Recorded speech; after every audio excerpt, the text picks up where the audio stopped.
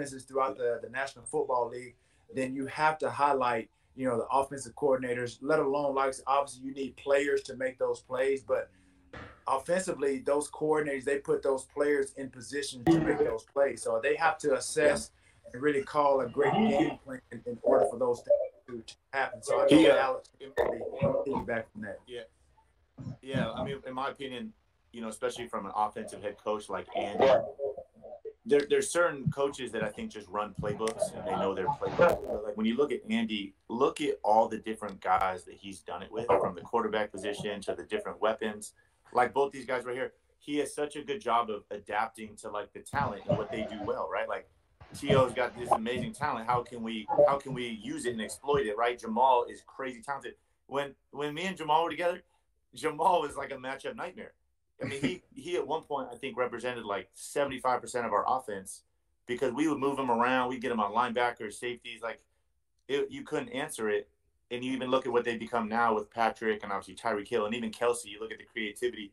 Kelsey played quarterback. I don't know if people know this. Kelsey played quarterback in high school and actually got recruited to college as a quarterback. So they put him back there at quarterback and, like, let him do some stuff. And I think the sign of a great coach is doing that. Like, he doesn't just run a playbook. He's adapting it constantly to their strengths. And then one of the beauties I think I love about Coach Reed is he lets you be you. Like, bring out your personality. Like, he doesn't judge who you are. Like, he lets you be you, and it's a ton of fun to play in. Yeah, I think back on that, Coach. Yeah, I think the perfect example is the guy he mentioned, and I was gonna kind of piggyback or reiterate some of the things that he said. I think the perfect example is Tyreek Hill, because everybody looked at him as a slot receiver or a return guy.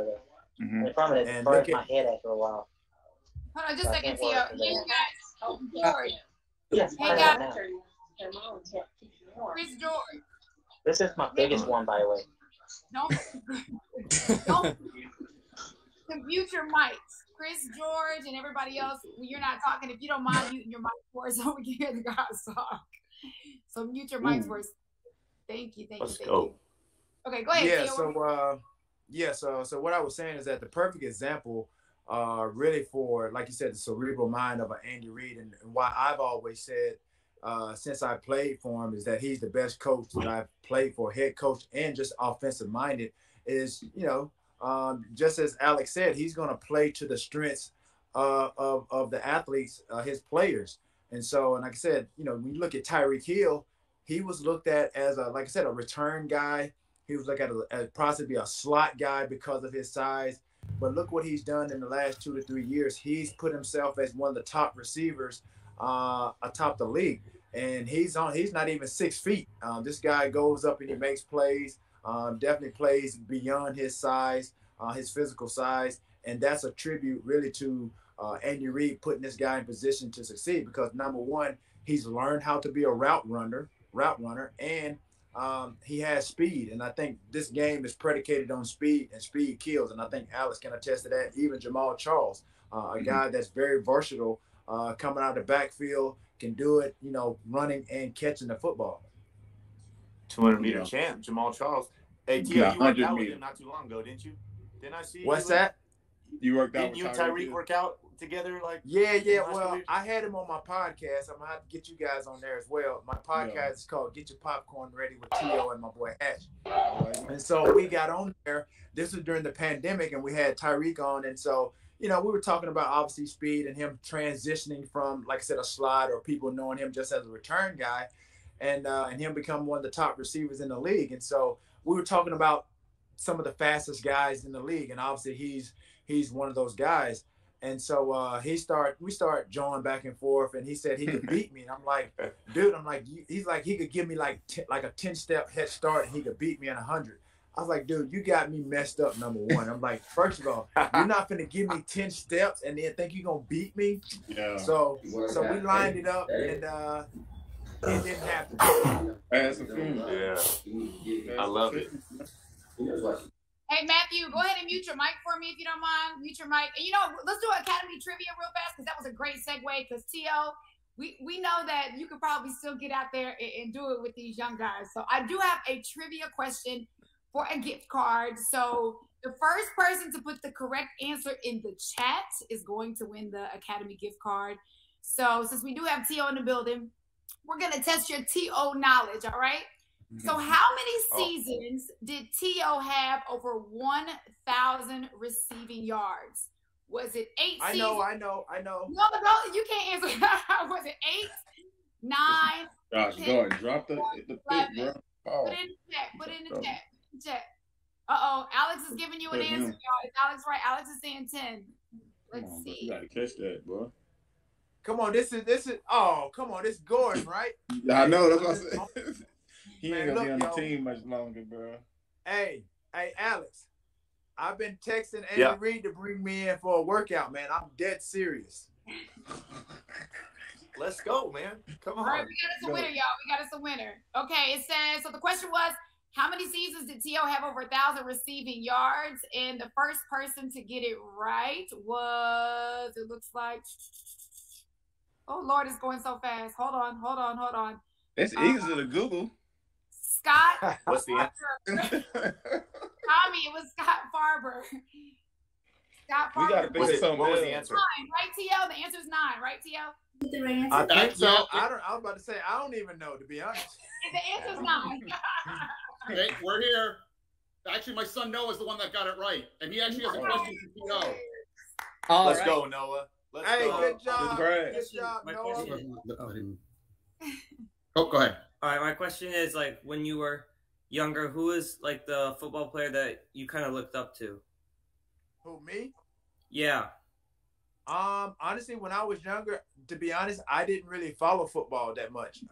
My grandmother, she raised me, and she didn't really like me to play sports. So I didn't really have a football team really until, honestly, this is no lie, my first football game that I watched was I think it might have been my junior year in college, and that was when I watched. It was the Niners. They were playing. I think they may have been playing the Chargers or something. It was a Monday night game, so that's really kind of the tale of my career. I didn't really follow football, but I ended up being competitive with it. I played it in high school, played it in college, but I never thought I would play. This 1998 college? Huh? I said it's 1998 college. I went to college from 92 to 96. Oh yeah, okay, before that, yeah. 92 to 96. And so I didn't think I was gonna play beyond the collegiate level. I walked on the basketball team there after my freshman year. Because I never really thought I was gonna play football beyond the collegiate level. So things kind of just unfolded after my sophomore year. Dope. You think hooping helped you in football? Yeah, it did actually. I mean, if you think about a lot of sports that are being played, there's especially with an athlete, part of their skill set and what they have to do is hand-eye coordination. So I played a lot of basketball because, like I said, I could play above the rim. Obviously, conditioning and stop and go. It helped with my conditioning during the off season. So that's really what I did mostly throughout the course of my career. Is I played a lot of basketball, and I'm pretty sure a lot of people are like, well, aren't you scared you may have, because there's been a lot of injuries.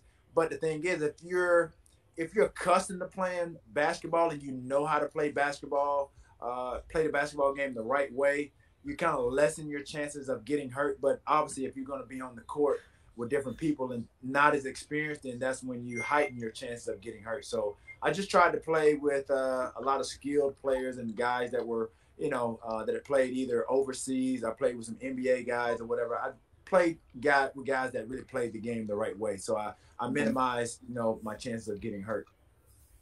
All right, thank you. Real quick, we tell you what you won. Tommy, what did Noah win? Yeah, so Noah and Scott, first of all, congrats on being the Academy Trivia winner first quarter. So I have a bunch of Academy gift cards in this hang hat. I'm going to shake it up and see how much you won. And you're getting $250 from Academy Sports. Dang, thank you. Thank you very much. Congrats. That's thank great. You. Yeah. Hey, I got a follow-up question for you guys. And it relates to T.O., what you were talking about earlier, where you play basketball. you know, what I hear from a lot of athletes is a lot of all of you guys played multiple sports when you were in high school and maybe even into college.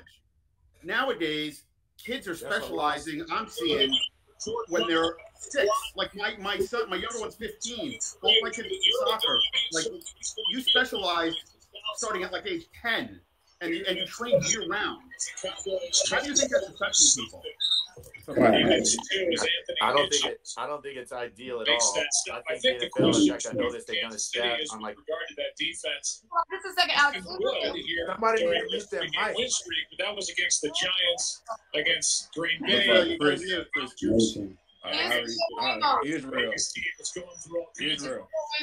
So how good are they? Somebody needs to mute their mic. Israel. Is it? Your mic. Bro. Say mute your mic, man. Well, Schultz has become more of a weapon here. That's my board there. Oh, okay. All right. He is ready for the party, all that liquor. Okay, go ahead. What is going on in here? What is going on? I don't know. Okay. No, I think that question. I'll jump on it real quick. I think, Scott, man, I couldn't agree more. I think you need to draft. I mean, I think kids need to play as many sports as possible. I think they all have something to offer as far as development and gaining. And I think I would fight specializing in a sport as long as possible. I remember the NFL put out a stat on like first round picks, and it's like over 90% of them were multi-sport athletes through high school. Like I think they all have something to offer. T.O. basketball, Jamal ran track, was a track star. Like, I mean, I think you want to do more. They all have something to offer, and fight specializing, man. I like multiple. I like multiple sports. I don't like kids selling down on one sport, man. And the coach nowadays telling that you only can play one sport. I don't like that.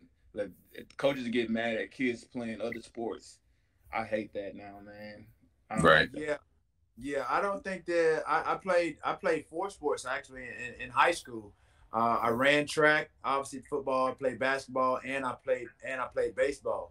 But that's one of the things that a lot of parents have come to me and asked me about, is, should they allow their kids to play other sports? And I would encourage it, just as Alex said, just to kind of just develop other skill sets. And I think when you're continuously practicing and playing a certain or specific sports, then those muscles are going to be overused. You think about, like, for example, baseball. When you see baseball players, they get in there and they're getting Tommy John surgeries, this, that, and the other. That's because for so many years, that's all they're doing is throwing baseball. That's all they're doing is they're overusing that one muscle group. I think when you change sports, obviously you're going to be utilizing and you're going to be using other muscle groups, then it's going to enhance that kid's ability to be able to adapt and change whenever they're switching sports. Yeah, I do have a question for you guys. Can you guys hear me? Yeah. Loud and clear. Okay. Sorry, I had to ditch out earlier because I was trying to find Alex's roof and how much wood that would cost me to install. That's amazing looking. Tio, I've got to get your opinion. You're without question one of the greatest wide receivers in NFL history. What you were able to do with your hands, your feet. But let's be honest, also your skill set had to do with your mouth. And so with the taunting penalties and everything that's being addressed with taunting in the NFL today, how does that make you feel as one of the best trash/taunting guys out there in league history? Well, honestly, if you think about it, and I know a lot of people think that I talked a lot of trash during the game, but if you think about all the sound bites and highlights and clips or whatever, all of that was done on the sideline. Like, I was doing all that stuff on the sideline. So I never really doing a lot of trash talking during the course of the game. I tried that one game, and that was the game that it was Jerry Rice's last game. And that was the game that I broke a record at that point in time. I tried to talk a lot of trash because they were double teaming Jerry. They were trying to roughhouse him. The defense knew that we were trying to send him out on a high note. They were double teaming him, and I ended up obviously a benefactor of a lot of catches because of that. But I never really talked a lot of trash. I kind of let my play do the speaking. So a lot of people think that I was, doing a lot of trash talking, but I really wasn't. I just went out there and I played hard. And And then, like I said, I backed up what I said if need be, because a lot of people, especially from a media standpoint, they started to label me selfish, arrogant, because of the way that I played, the way that I carried myself, because I had swag. And that wasn't me talking trash. I never really even taunted. Yeah, you can deem, I guess, a little bit some of the celebrations a bit excessive, but there was really no rules against what I did. I tried to do everything within the confines of what was in the rule book. I tried to have fun with the game, and everything. If you think about it, everything that I was criticized for and vilified for is now being embraced by the National Football League. So obviously, I was doing something right. It was just at the wrong time. That's Good answer. I like that. Hey, I've got a question for Alex. So, Alex, very few people know Urban Meyer better than you do. What's he going through right now with the kind of season that he's having? I'll tell you the truth. I'm just as curious as you. I've never met or been around a guy that hates losing as much as Urban. He does not handle it well. This is a guy that, man, in college, I think we even saw it at Florida and Ohio State. Like, it caused him to even walk away from the game. He stressed so much about it. He's such a perfectionist. And so he's going to lose more this year than he has his entire career as a coach. And I know he's had a great plan. He studied the NFL for a long time. He's thought about this. I went and visited him before I retired down in Jacksonville, and I was still thinking about playing. And I know he has a plan together, but I still, when you're in it, it's a lot different, right? Like that, it's uncomfortable. I think the one blessing is that it's Jacksonville. And I don't mean this with disrespect to Jacksonville, but when you're in a big market team, like if he was at the Jets, they'd be getting crushed, right? Like as they do. But I think you can fly under the radar a little bit at Jacksonville. And I think that may be a good thing for not only him, but Trevor Lawrence as they kind of go through these growing pains. Because it's going to take time. Like there's just so much parity in the NFL. It's not like college. You can't get a bunch of fresh recruits in and turn this thing over the next year. I mean, it takes time through the draft. You got to be calculated in free agency. It takes a long time to build. But I think this is testing him. I mean, in fact, I know it is. It'll be interesting to see, obviously, how this plays out as the year goes on and years go on as they obviously try to get that thing right down there. Hey, Alex, follow-up question. What do you think about Utah's uniforms and helmet last night? Let's go. I mean, come on. Huge win for the Utes. It didn't help us. It didn't help us for the the championship with the Pac-12, but it got us a lock. Ohio State had a big win, man. That was impressive. Yeah. Big win of the day. Chattanooga had a great basketball win last night. That's what I'm talking about. Guy Malachi Smith. Just in case anybody wanted to know, they beat VCU last night. Just in case. And that brings up a question for me, T.O., and really this is more for Alex. So I'm an Ole Miss fan. So Matt Corral is having a great season. I'm curious to get your perspective on him because I think at one point they were saying he's projected to go number 3 maybe in the draft, but I'm curious to get your perspective on him. Matt is playing well, and I think if you look at the head coach, Lane Kiffin, obviously he's a byproduct of Alabama. That's where I'm from, FYI. So I'm not really surprised, honestly, like I said, when you have a head coach, again, it all boils down to obviously you putting your best players in a position to win. And obviously, Matt Corral obviously has to have really the skill set, obviously with accuracy, ball delivery, things of that nature, and getting the ball into the players, into the playmakers' hands, to be honest. And so having a background of someone, especially like a Lane Kiffin, who obviously coached at Alabama under Saban, or whatever, and you look at their offense, it kind of mirrors, the offense that Alabama runs. Obviously, the talent is just not up to par as Alabama's, but when you have a quarterback, that's very key. And if you have a very cerebral quarterback, obviously with the physical assets that Matt has, then the recipe is great. And I think he's putting himself obviously in a great position with the draft status and things of that nature that's coming up.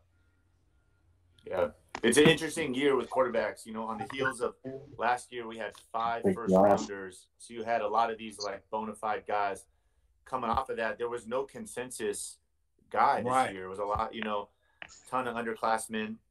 Even some, the front runners for the Heisman can't even come out. They're underclassmen. So I think you're seeing a combination. Obviously, Matt's talented, but it's a unique year where there's not a big quarterback pool. Right. And a lot of regardless of that fact, quarterbacks get drafted early. And I think you're seeing Matt, obviously, big time. He's obviously a great player, and he had a big year. But the situation as well makes a lot of sense for him to come out and test the waters. Yeah. Yep. A lot of parity with a lot of the quarterbacks this year. Hey, real quick, Kyler, if you can mute your mic for me, and everybody in the room, if you look down below your screen, you'll see like the mic button, the camera button, and the X. If your mic button isn't gray, that means that it's on. So make sure that it's gray when you're not talking. That way it's muted and it won't interrupt when the guys are talking. And then feel free to jump in if you have a question. We only have like 2.5 minutes left in this quarter. So of course we have to do another Academy trivia question to give away some really great prizes. So of course we have 2 great Chiefs with us today who actually played together for several seasons. So the first person to put this answer correctly in the chat is going to win an Academy gift card. So get your fingers ready, get them on the buttons. And Jamal and Alex, y'all can't answer, okay? All right. Which year did Jamal and Alex lead the Chiefs to a 12-4 record? First in the AFC West. Was it 2015, 2016, or 2017? Do y'all even know the answer, Jamal and Alex? Don't say it, but do y'all remember? No, I don't remember. I think I just think with I the process of elimination. Just with the process of That's elimination. Okay. You can kind of figure what would you this say out. is the answer? What do you think the answer is, Tio? I say 2015. Okay. All right. I can't tell you. Hold on. I'm looking for the right answer in the chat first. Hold on. The answer is actually 2016 and Larry Lester. Oh, yeah, that's what I meant right there. That's what I meant. I meant 2016. It took us a couple of years to get the division down, man. We hit Peyton in his prime there with Denver. Yeah, they were killing us. We couldn't get past Denver, man. I hated them at one point. That was actually the year we won the division. Did we win the division the year they won the Super Bowl? Was that year? Did they win in 16? I think they won. They won. Larry Lester, congratulations. They had to buy. Nice job, Larry. Congrats, Larry. Thank you. Congrats, Larry. For being our second quarter trivia winner, and you're going to be getting $100 from Academy. All right. So congrats. Winning our trivia. Yay. Hey, Alex. Hey, can I ask T.O. a question? Who is that? That was John. Hey, T.O., I live in southern Missouri. Oh, no, yeah. Just wondering, I heard your son goes to college out here at Missouri State. Yeah, well, I saw your question. I went to B-Dubs a couple. Yeah. Yeah, I saw your question. Yeah, my son this way? He goes to Missouri State. This is his first year. They're under Bobby Petrino. I just went to his. I think that was their last home game last week.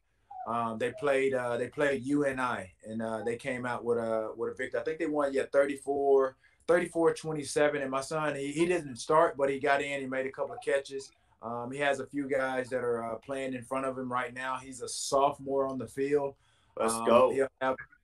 So he had about 3 catches for about 40 yards, but he did well, with the opportunities that he had. Oh gosh. Are you ever out this way? No, it's a little bit too cold for the kid. I'm black and I don't like cold.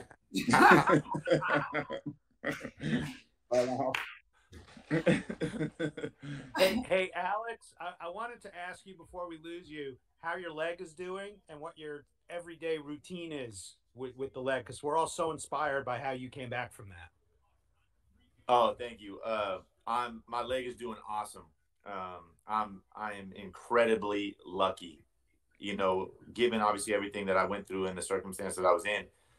The outcome, to be where I am today is absolutely crazy. I never thought I'd be here. I never thought I'd actually make it back to the NFL. And I think people question why I ever did that, but for me, it was really about the rest of my life. You know, I was old in the football world, but I got the rest of my life ahead of me. I got young kids, and I knew if I could make it back on the football field, I could do anything, and I wouldn't have any of those mental limitations that I had built up, because I built up a lot of them, mental walls about what I'd never be able to do.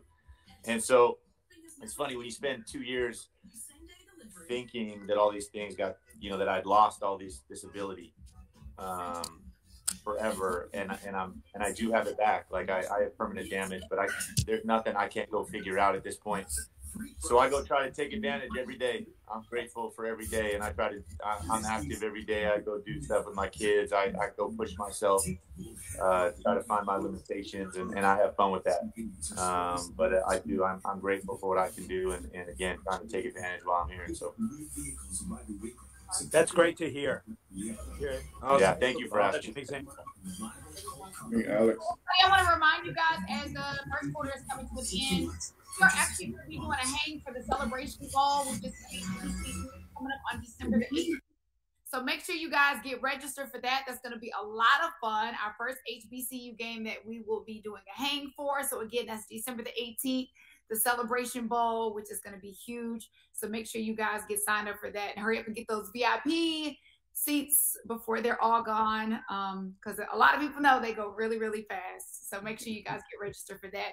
And again, thanks to Academy Sports and Outdoors for making this free for everybody and allowing us to sit in here and talk to some of these greats. Jamal, thank you so much. Alex, T.O., thank you guys for joining us. Like, all the insight today has been absolutely amazing. So we appreciate y'all. Thank y'all. Thanks, guys. T.O., Jamal, it's been fun. Jay, right, thank Alex. you. Hey, Nick, buy a lot of sunflower seeds with that $250 gift card.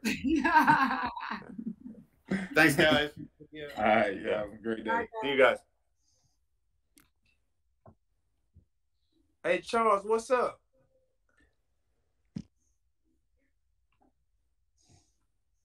What's up, Charles?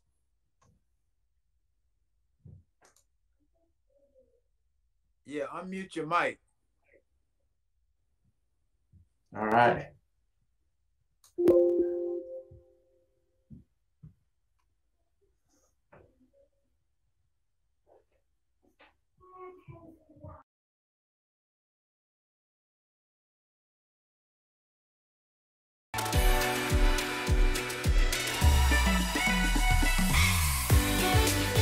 What's up, everybody? Welcome back. Thank you guys for jumping in our hang today. We have an amazing lineup of athletes for the quarter.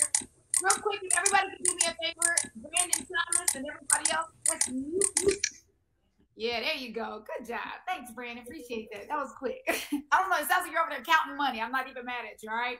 But anyways, yes, our lineup for the second quarter, we got T.O. in the building, Jamal Charles, and Chris Canty. My name is Jade, also known as Lady Jade, so I'll be keeping the party going throughout the game. We have some amazing Academy gift cards we're going to be giving away as well. So again, just as a friendly reminder, if you're not jumping in and asking a question, please go ahead and mute your mics. Lucas, can you mute for me real fast?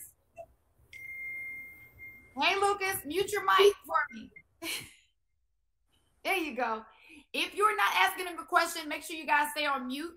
That way, when the guys are talking, it doesn't interrupt them. But at any time, feel free to unmute, ask your question, and then put your mic back on mute, because we want you guys to be super interactive, get your opportunity to ask those questions that you've been dying to ask, okay? And I also got to give a shout out to Academy Sports and Outdoors for making this hang possible, making it free for us, which is super dope. And again, we have those gift cards coming up, so y'all be ready for those as well. So welcome everybody to quarter 2 of Hang Live, and I think the guys are already in the building. Let's see. T.O., are you here?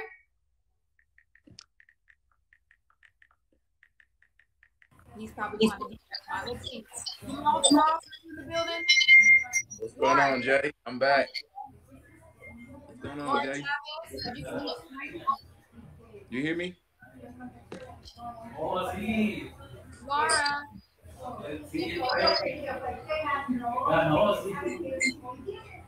Laura Chavez. Can you hear the mic?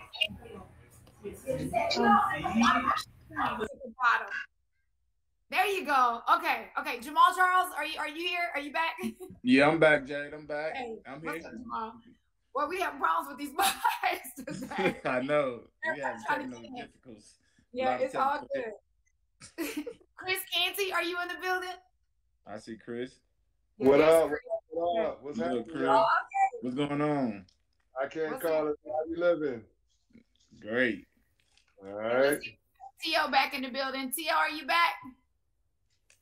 T don't know what he doing. Okay. T got a little intermission, huh? Well, I guess we're gonna jump it off like this. I gotta ask you, Chris, who are you rooting for today? Cause you gotta know I'm in both fights. Nah, man, you know I gotta go with them Cowboys. I'm with them Lone Star boys. I have to, man. Like that's the team that drafted me, the franchise where I made my name. So yeah. I'm rooting for the Cowboys.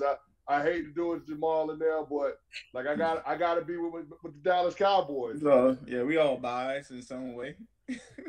Well, you see the star behind me. Y'all know what it is. Yeah, you see it behind me. You know what it is. It hurts when you want to be tell the truth, but it just sometimes hurts. Sometimes when you lose, like who you really want to go for, but it's just that mixed feelings. Yeah, man, y'all got a little home field advantage going on. We'll see what happens. It's a long game. It's a long game. Plenty of football left to be played. Right. I don't want to talk too soon. I'm recording. Wait 1 second. Hey, Christian Mendez, go ahead and mute your mic for me if you don't mind. Hey, Jamal, you know what? I did want to ask you, because you're from Texas, right? You're Port Arthur? I'm from Port Arthur. So, okay, be honest. Before you were ever drafted to the Chiefs, being a Texas boy, I mean, most people from Texas are Cowboys fans. Were you a Cowboy fan before? Hell no. Come on, Jamal. It was just too many Cowboys people for me. I'm like, I can't. I'm one of the people like I don't follow the leader. Me, I normally had to go somewhere else. So it was too many Cowboy people for me. So as a child, then who was your team? Who was your team? This might hurt a lot of people feeling, but my favorite team, my favorite player was John Elway. So it was my rivals in the same division. It's Denver, man. And the crazy thing, I in my career there, so it was really cool. Even to meet John Elway at that time, and it was. I had to tell him I used to have his jersey. Like it was funny, like bringing him like he's one of my role models. I looked up to him, so it was crazy. Chris, it's kind of the same thing for you because you're from the Bronx, right? Yeah, I'm from the Bronx, Co-op City, so it was kind of crazy playing for the Cowboys. Like my dad was a Giants fan my whole life growing up, and like to be drafted to the Cowboys was kind of weird for him. But Parcells was the head coach, and Bill Parcells won championships with the Giants, so he had mixed feelings about it, but he was cool because I played for Bill Parcells. And then, after I finished my rookie contract with the Cowboys, the Giants gave me the bag, and I ended up going up there and winning a Super Bowl. So all's well that ends well, but I still got a special place for that star in my heart. Okay. I can dig it. All right, don't forget, you guys, feel free to unmute your mics if you all have questions. Feel free to jump in. We want to make sure that you get all your questions in, because we are already a few minutes into the quarter, so feel free to unmute your mic. Hey, Jamal, got a question for you. Yes. The league's gone from a running league when you played to a passing league now. Is there? Do you miss the good running plays, the great offensive line play? Taking the pitch and running the sweep and all that sort of stuff. Yeah, that's the way the game's moving now. The game moved from time. As I was from the old days where they used to run the ball a lot. They didn't have no shotguns back then, but now these days, where we're at this era we're in right now is more of the passing league. So if I tell a young running back, I would have to tell him you have to be mobile. You know what I'm saying? You got to be able to be like a wide receiver, catch out the backfield. You got to work on your hands, eye coordination, because the way the league moving. It's crazy, you know what I'm saying? So you don't get the chance to run the ball till like 25 times. You probably have to catch them balls. Some of your carries gonna have to be some of your catches now. Gotcha. And but by the way, when you went to the Broncos, I was heartbroken. No hard feeling. They pay the bills. Thank you. So Jamal, I've got a question for you. As I'm sure you know, you're the all-time leader in the NFL in yards per carry. You're talking about how the league has changed, and you're talking about some young running backs. So, kind of two-part question. First of all, who are some guys you really enjoy watching now? Is there anyone who like reminds you of yourself? And also, is there anyone playing now who you think might threaten that record of yours? And if so, who might it be? I say Jonathan Taylor from the Indiana Colts. He playing outstanding right now, man. The ability he can do everything catch out the backfield. He taking 80-yard catches out the backfield to the house. Is like his abilities is he's very versatile, and he's a unique player. And I think that's the player I'm really kind of concerned about. And I mean when Derrick Henry was when he was healthy, man, Derrick Henry is one of the explosive players. Just how tall is it? Like 6'4", 6'5". Derrick Henry and Jonathan Taylor. I say that I was kind of when Derrick Henry was healthy, but that's the two players I was really concerned about going after that record. So Jamal, you scored 5 touchdowns in one game, just the way Jonathan Taylor did today. What do you remember about the time you did it? All mine was catches. All mine was coming out the backfield, 50 yards, 80, 60 yards, 40 yards. Like all mine was catches. I didn't really run the ball that game. I really had all mine just basically catching the ball out the backfield.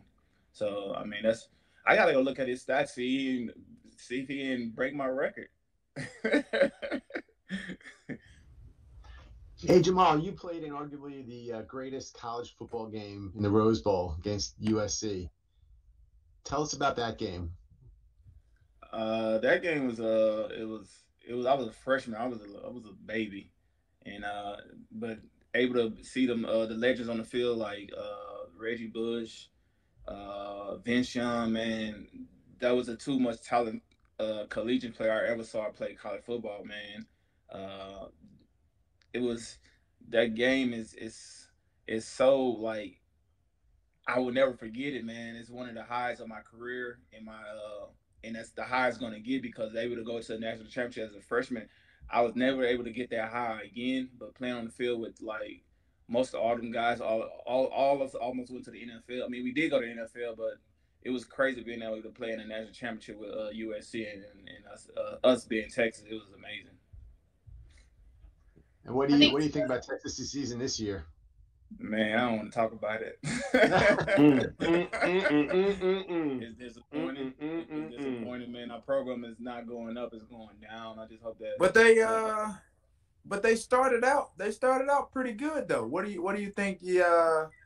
What has happened in the last 4 or 5 weeks where you guys have gone on like a little bit of a losing skid? I say that because I know we mentioned Lane Kiffin, who played under the tutelage of Nick Saban, and so did Steve Sarkisian. So it seems like that he kind of had it on track early on in the season. Now it's like I don't know what's going on over there. I think after that Oklahoma game, I don't know what happened. I don't know. After that Oklahoma game, when they came back, it just fell apart after that. I don't know if the kids stopped believing in the coaches and the coaches don't believe in the kids or the pro. I don't know if Coach Steven have the locker room now or I don't know, but it need to be fixed. I think he need to bring his own players in. I think that's going to be a wall, though. You know what I'm saying? First year never really had that success. You know, it only be after that third year. I got a question. Are you all able to hear me? Yep. So for T.O., Jamal, and Chris, I want to know, I heard someone on ESPN say this, and with you all being former players, I wanted to know, having a head coach who is offensive-minded, do you think that's better than having a head coach who's defensive-minded and maybe can get a chance to go to the Super Bowl, or you all think that doesn't really matter? I mean, I guess us playing offensive-minded, you obviously want somebody that's going to cater to your strengths, but obviously playing the game of football, and I think Chris Candy can probably answer this, defense wins championships. Sometimes, just look at the Ravens. Finally saying something right, T.O. Finally, right? A wide receiver saying defense wins championships. No, but I mean, hey, trust me. I've always believed that. You know, we just put butts in the seats. You know what I mean? I just have you going to the concession stand getting popcorn. I mean, as far as everything else, I leave that up to the defensive guys. So I understand really what the defensive guys do. Especially, I'll give you an example. When I went to the Philadelphia Eagles, I knew that with the defense that they had, that was going to create more opportunities for me as an offensive player to get the ball because they were going to basically stop teams 3 and out. You get more opportunities as an offensive unit to make plays. So I've always felt that. I mean, whomever made that comment, I guess you're going by really kind of media portrayal and how people perceive me or what have you. But like I said, I've always been a team guy and understand that, okay, if I can get more opportunities to touch the ball, considering my skill set, then that's going to bode well for the overall success of the team. Although, like I said, sometimes we may not have a good defense, and then obviously you got to go with the offensive unit, and you got to put a lot of points on the board. But when you have a little bit of both, that's the best of both worlds. It's not many teams can play like the Ravens did in that 2000 season, where their defense was almost like their offense. They didn't have a stellar offense with Trent Dilfer at the helm. You wouldn't consider him like a top quarterback, or their offense was really top in the league. It was only because of their defense played so stout that they gave the offense short field and they were able to capitalize. Am I not right, Chris? No, you're right. No, he's right. No, T's not wrong. T's not Yeah, right. T is wrong, man. No, man, listen, check me out now. What I will say to Brandon's initial question is, I think so many people are hyper-focused on the offensive side of the ball just because quarterback play is so important in terms of impacting the outcome of the games, right? Like, because of the way the rules are slanted toward the offense, like, you have to have a quarterback that can be a difference maker. The quarterback can't just be a game manager. You got to rely on him to make 5 to 7 throws a game that are ultimately going to be the difference in your team winning the game. But as far as head coaches go, I think a head coach is a CEO.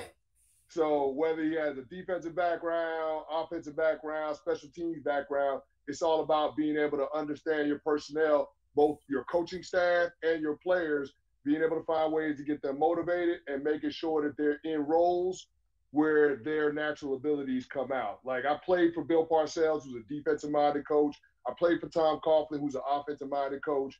And I played for John Harbaugh, who's a special teams coach. So I've seen it all.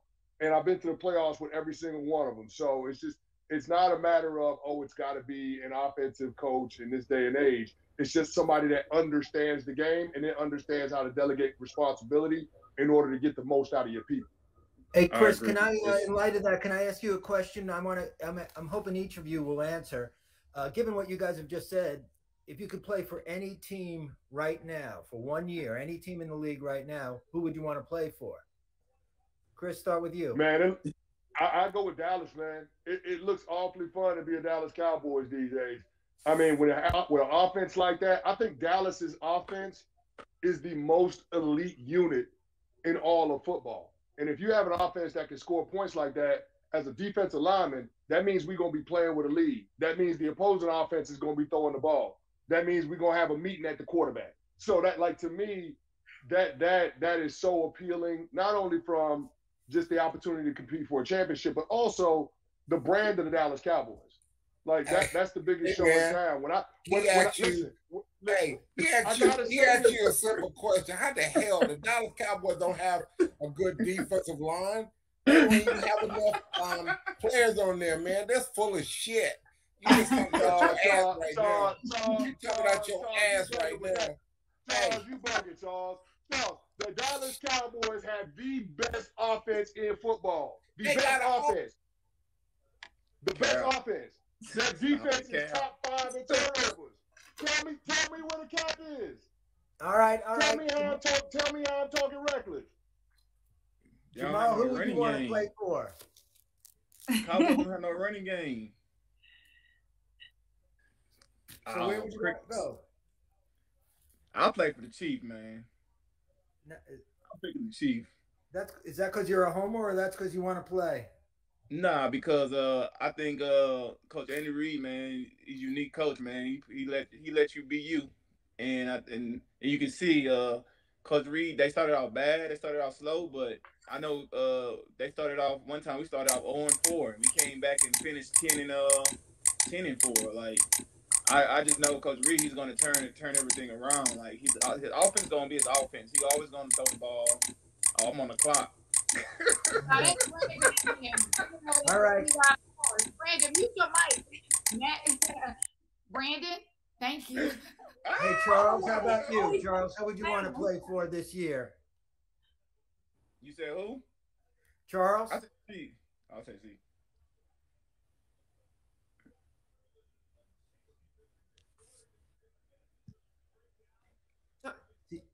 Is he muted?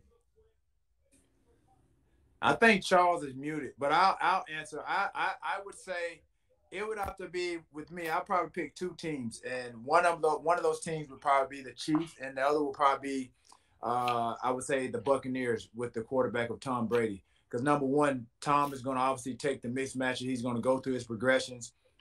And obviously, like I said, if he knows he has a playmaker, which I consider myself to be, then, offensively, again, we're going to put myself in in situation to obviously, win one-on-one matchups. I can win double team, and I'll create other opportunities for other guys to get open. So, and then, like I said, I would say the Chiefs because I played with Andy Reid. I went from San Francisco, where a lot of people they knew of me, but when I went to the Philadelphia Eagles, I really, really made a name for myself. People were able to see really kind of everything that I could do within the route tree. I mean, a lot of people knew that I had speed, but they didn't know I had the speed that I did. Because once I went to the Philadelphia Eagles, I was able to run a lot more deeper routes than I was accustomed to in San Francisco, where I did a lot more of your short game routes and took them the distance. But being able to play with a quarterback like Donovan McNabb, who had a stronger arm than some of the quarterbacks that I played with prior, he was able to extend the field, and I was able to really kind of flourish as a receiver. Hey, guys, T.O., I got a question for you. Hey. Turn your TV down, man. Yeah, your TV's too loud. Hey, what? Your TV is too loud. What is going on, man? Is that your TV that's loud? No, it ain't me. No. It's Anthony Stokes. Can you mute? He's a kid. Okay, he's muted. Okay. Oh, hey, okay. There, come on, hey, Anthony. Hey, let me T.O., let me tell you something. Tampa Bay has too many receivers on there for you to be successful because your ego is too big to be on that team. Okay, nah, so not you really. Full of shit when you talk about that. Now, me, if I had an opportunity to play, what I was able to flourish. I was able to flourish in Philly. They had receivers before me, and I was able to flourish when we had Jerry Rice. Hey, man, they got a dream team down there. They got three of the best receivers in the business. With it, you're gonna be number 4. So guess what? Some of y'all ain't gonna catch the ball. Okay. Hey, but your ego ain't. Your ego's too big, T.O. Shut up, man. Even if I went there right now, I may come in number 4, but I wouldn't end up being number 4. That's the difference. It doesn't. Hey, T.O., the thing about him is he doesn't look for one player. And I get you that. want to be dialed up, dog. I am. Okay, we're done with that. We're done with that. We're talking defense. Hey, we're talking defense. Defense wins championships. All the teams I've been on, we had a strong number 1 defense or the number 2 defense in the league. Okay. Oh, absolutely. Yeah, we had teams with great, powerful offenses, but guess what? We're the ones that kept getting them the ball. It ain't the other way around. Exactly what I said earlier. Bullshit. The offense is scoring, so then the blah blah shit. That's some bullshit. Isn't that what I said earlier? No, hold on, Charles, because you're talking real reckless right now, and I got one of these right here in my office. What is that? Because we had this is a Lombardi trophy. You blind? Use your eyes. From who? This is a Lombardi trophy from the New York Giants. From the New York Football Giants with my name X in it. You know I got 5 of them, homie. I got 5. You want me to go get mine? You want me to go get mine?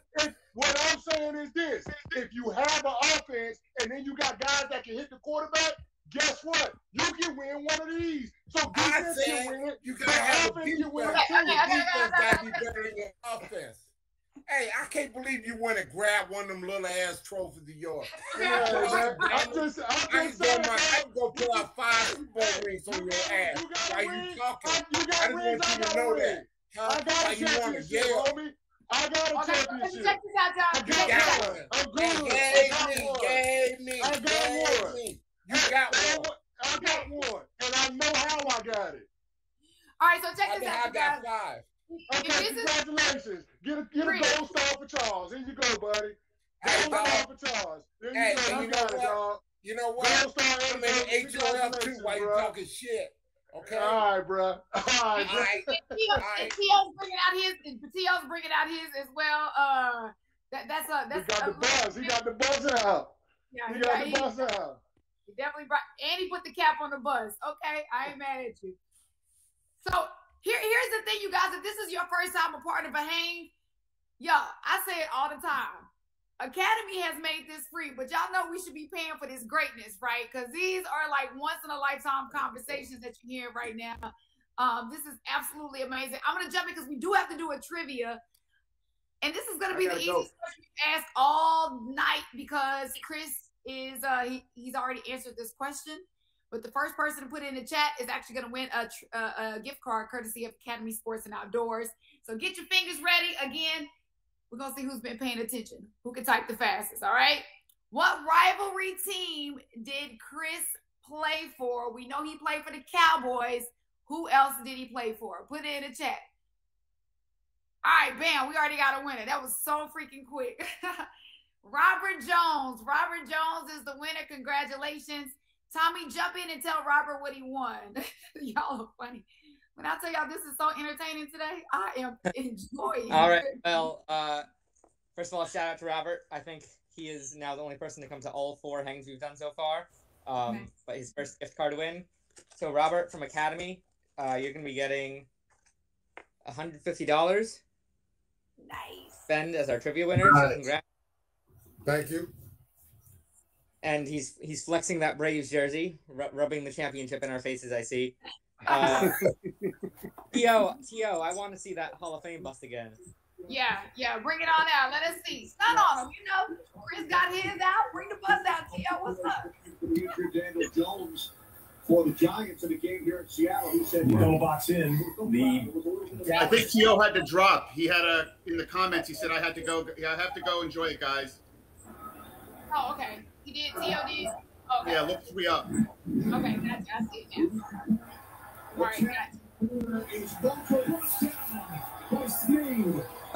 Bailey, can you for me, Bailey? This is one. There you go. Hey, Chris Canty, was it hard for you when you went to the Giants? Was it hard for you to face the Cowboys, your old team? No, man. It's actually one of those things that motivated me. It was a chip on my shoulder because I felt like the organization didn't think I was good enough to pay a second contract to. So that's the thing that kind of every time I went and played against the Dallas Cowboys, I always had a little extra juice just because it was a get-back game. It was it's one of those games where I wanted to prove them wrong every single time I took the field. So I took it personal, the fact that they didn't give me a contract. Hey, and then Chris, you got I understand that one, man. When the 49ers, they traded me, I made sure that every time I went back that they realized that, you know what, I'm not replaceable. Mm-hmm. I think they realize that. When people talk about players not circling games on the calendar, that's BS because every player has those games that they got a little extra gas for because it's personal. Just what it is. So, Chris, I got a question for you. A lot of players talk about like rituals they had before games, what they did to get, I guess you could say, psyched up for a game. What was something Chris, Charles, that you guys did personally, or were there team routines that the whole team did together? Well, I came to the game late every Sunday. That was my routine. Hey, I pissed coaches off every Sunday. That was my routine. multiple Toradol shots. That was my routine. I think in buying McDonald's breakfast every time before the game. Oh my God. Oh, sitting in your stomach? Yeah, eating it before I go to the game. I make sure I go to the restaurant though. Good. So Jamal, are you a McGriddle guy? Or are you Egg McMuffin? What Are we doing a McDonald's? We doing a McDonald's ad now or what? No, we're not. Shit. I eat sausage and that's it. Sausage and cheese, biscuit. But I don't eat it no more, man. Okay, guys. Question for Chris Canty. What's up? Yeah, just curious. What this defensive tackle for the Chiefs? This guy, number 95, Jones. What's your take on him? How good is he? He's an all-pro player. Like, I think his natural position is 3 technique. I don't like that Steve Spagnuolo had him at defensive end playing 5 technique on the edge early in the season. I think he's an interior guy. He can do it with quicks. He can do it with power. Anytime you have a defensive tackle that every single year is a double-digit sack guy, like that's a high-value player. You can't find a lot of guys that do that. Yeah, I agree. Thank you. So I'm wondering, Chris talked about how they say players pretend they don't schedule circle games on the schedule, and that's not true. Another thing players say is, if you watch basketball and the sideline reporter says, "Hey, LeBron, you had a triple-double," players will say, "Oh, I wasn't even looking at the stats. I wasn't paying attention." A lot of athletes pretend they're not aware of their stats, but is that also kind of putting on the front? Yes, it's BS. You know why? When it comes time to negotiate your contract, you know what the general manager does? He shows your agent, he shows you the stats and says, this is what you're worth, this is what you're not worth. So, yeah, players are always paying attention because in the NFL, it's a production business. If you're not producing, if you don't have stats to show that you're actually contributing to the team's success, then that's a problem. So, yeah, players absolutely pay attention to their numbers. Well, I didn't pay attention to my numbers because my thing is it's just like my Super Bowl rings. I never wore them because I didn't want to be satisfied. So I never looked at how many sacks I got in a game or whatever. And plus, I didn't read the paper or didn't listen to the sports stuff, so I could stay focused. At the end of the year, that takes care of itself. I believe that what you do on the field dictates what you're going to get in the back end. I look at things a little bit different. And, one of the things that, that I think that is real funny is that, when I walked into the NFL, I walked in at 200 pounds. And the players looked at me. They looked at a guy who walked in at 200 pounds. They didn't realize the dog that was in that 200 pounds. And so, they had to let him out. And it was the same thing when I went to the Cowboys at 225 pounds. They didn't understand that it ain't the size of a man, it's that fight. And I've learned that 99% of success in football comes from just the mental part of it. I didn't practice most of my career, and because I believe that dummies practice on Monday, Tuesday, Wednesday, and Thursday and Friday, and because I get paid for Sunday and sometimes Monday. So the hell with that bullshit. I ain't getting hit. I told him, man, that ain't in my contract to go out there and get hit. That ain't in my contract. All right, so real quick, you guys, I want to remind everybody our sponsor Academy is all about having fun on the field, playing, and also enjoying outdoors. So we're going to have a little off-the-field trivia. Go ahead and get your fingers ready again. First person to get this question correct in the chat will win something very special. So what business? What'd you say, Charles? They get a date with you? You know what, Charles? We may have to work that out. No, I'm talking about the people that's winning that thing, girl. That's what I'm not talking about you. I'm talking about we may have to work that out. Maybe that'll be a prize next time we do a hang, okay? That'll be my prize. No, Charles. Yeah, I don't know if you can handle. I don't know if you can handle number 94, Gary. Charles, mute your mic. Huh? Okay, here's a question. All right. What business did T.O. start with the family of the late great Tommy Lasorda? Is it baseball cards? Is it wine? Or is it fitness equipment? First person to put it in the chat. Good tackle, boy. Went really fast, Oh. Uh-oh. Robert Jones know everything, huh? Mm-hmm. Robert Jones is a smart man. Tommy, do you see the winner? I did not. I do think maybe we want to do a no repeat winners and one hang policy. So okay, so we'll have to go to the next one. Here's what we're gonna do to keep it fair. Robert, that 150 you won, we're gonna upgrade that to a 250 gift card. Ooh! Yeah. And then our runner-up among people who had not already won was Josh Aguirre. I'll take it. And Josh, you're gonna be winning $100 from Academy Sports and Outdoors as our trivia winner. Awesome. Congratulations. That sounds good. Well, you guys, correct answer is wine. T.O. has his own wine right now, so y'all make sure y'all go support that. 81vino.com. He has gotten himself into the wine business, so congratulations to T.O. on that. 81vino, vino.com. So y'all make sure you guys go and support him there. So I want to ask the guys really fast. How is life adjusting after football, right? So you go every day, you have this routine, you do this for years. And then when you retire, like, what does that look like? Is that like a mental adjustment for you? Is it a sigh of relief? Is it like, does it play with your psyche a little bit because you're used to this one thing for so long? How is that? Yeah, I think just a relief of not waking up, fans calling your name no more. It's hard sometimes, but I mean, some days it's easy because I don't got to wake up 6 o'clock in the morning no more.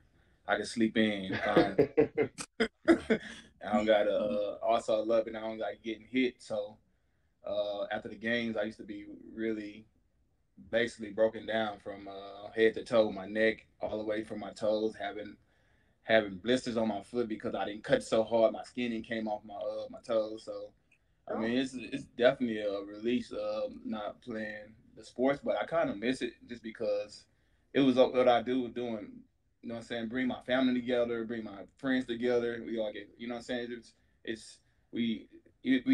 They get joy from it, and I got joy from it. So I think that's the only part I miss of it. Got you. I got a question for Jamal, and it's kind of related to retirement. So when you set up those like ceremony things when you sign your 1-day contract for retirement, like first of all, how do you come to that decision? And is it really just for you, or are you doing that a little bit for the fans? Like, what goes into that decision? Oh, I mean, first you got to think about, you know what I'm saying, myself. I got to make sure I'm satisfied, make sure I'm making myself happy. So, you know what I'm saying, I got to make sure this is my decision, and I decided just to do it because I couldn't. My mind's telling me I can do it, but my body is breaking down physically, so I couldn't do it. So mentally, my mind is telling me you can do this because I've been doing it since I was little. But my knees, you know, having toe and ACLs in both knees, that my body was breaking down. So, and then I wanted to go back to the Chiefs, you know what I'm saying, because I played, you know, I got drafted there. I played most of my career there, so I wanted to go back and do it for the, you know what I'm saying, do it for the community because playing in reserve became my community as well. So what is that day like? I know we see like little pieces of video, like when you sign the thing and you go out and do like a last handoff and that sort of stuff. But what's that whole day like for you? I mean, it's exciting, man. You just go walk around the facility, seeing people that, you know, was there when I got drafted, talking to my old teammates, talking to my coaches. It's exciting to me because I'm going out the way I want to. And, I mean, it's exciting to me. It's basically that's how I want to go out. So that's kind of like that's the excitement thing for me. I'm excited to just end my career the right way. So I do have a question. Chris, are you there? Chris Canty? I'm here. All right, man. I've got a question for you. It's going to be quite controversial. Please don't be upset, but I feel like it's an important question to ask during this moment. Why is Independence Day one of your favorite movies of all time? Let me tell you something. That was done by somebody that manages my website, and they put that in there. That is not one of my favorite movies of all time. And to take it a step further, that movie aged terribly. No, it's not it. That's not a top 5. That's not a top 10 movie. I don't know why they went with Independence Day. Maybe it was one of their favorite movies, but that is absolutely not in my top 5. Not in my top 10. All right, not a favorite movie. All right, then tell me this. I'm going to come over to your house, not now because I would wait for an invite. You know, I wouldn't stalk you or anything. But in any case, if I come over to your house, we're chilling, and we're going to watch a great action movie. What is Chris Canty's going to put on the TV? Oh, we're going to put on Scarface. That's a classic. Scarface is a classic. We're going to put on Say Hello to My Little Friend. That's a classic. There you go. I like it. Nice. What about you, Jamal? What's your go-to movie? Oh man! Don't tell us The Notebook. Don't tell us The Notebook or anything. Nah, I wasn't expecting that. I have to think about it, man. Now, Jamal, I will. While you're thinking, I will say that you did watch a horror movie a couple of weeks ago when your Longhorns lost to Kansas. Wow! Can I follow up on? Listen. I'm an Aggie, man. I'm an Aggie, so it made me feel good. I know that had to hurt you a little bit when you saw that, right? Yeah, man, it's disappointing, man. It is. I don't have nothing to say, man. I don't know, man. I just pray for my program, man. Pray for you.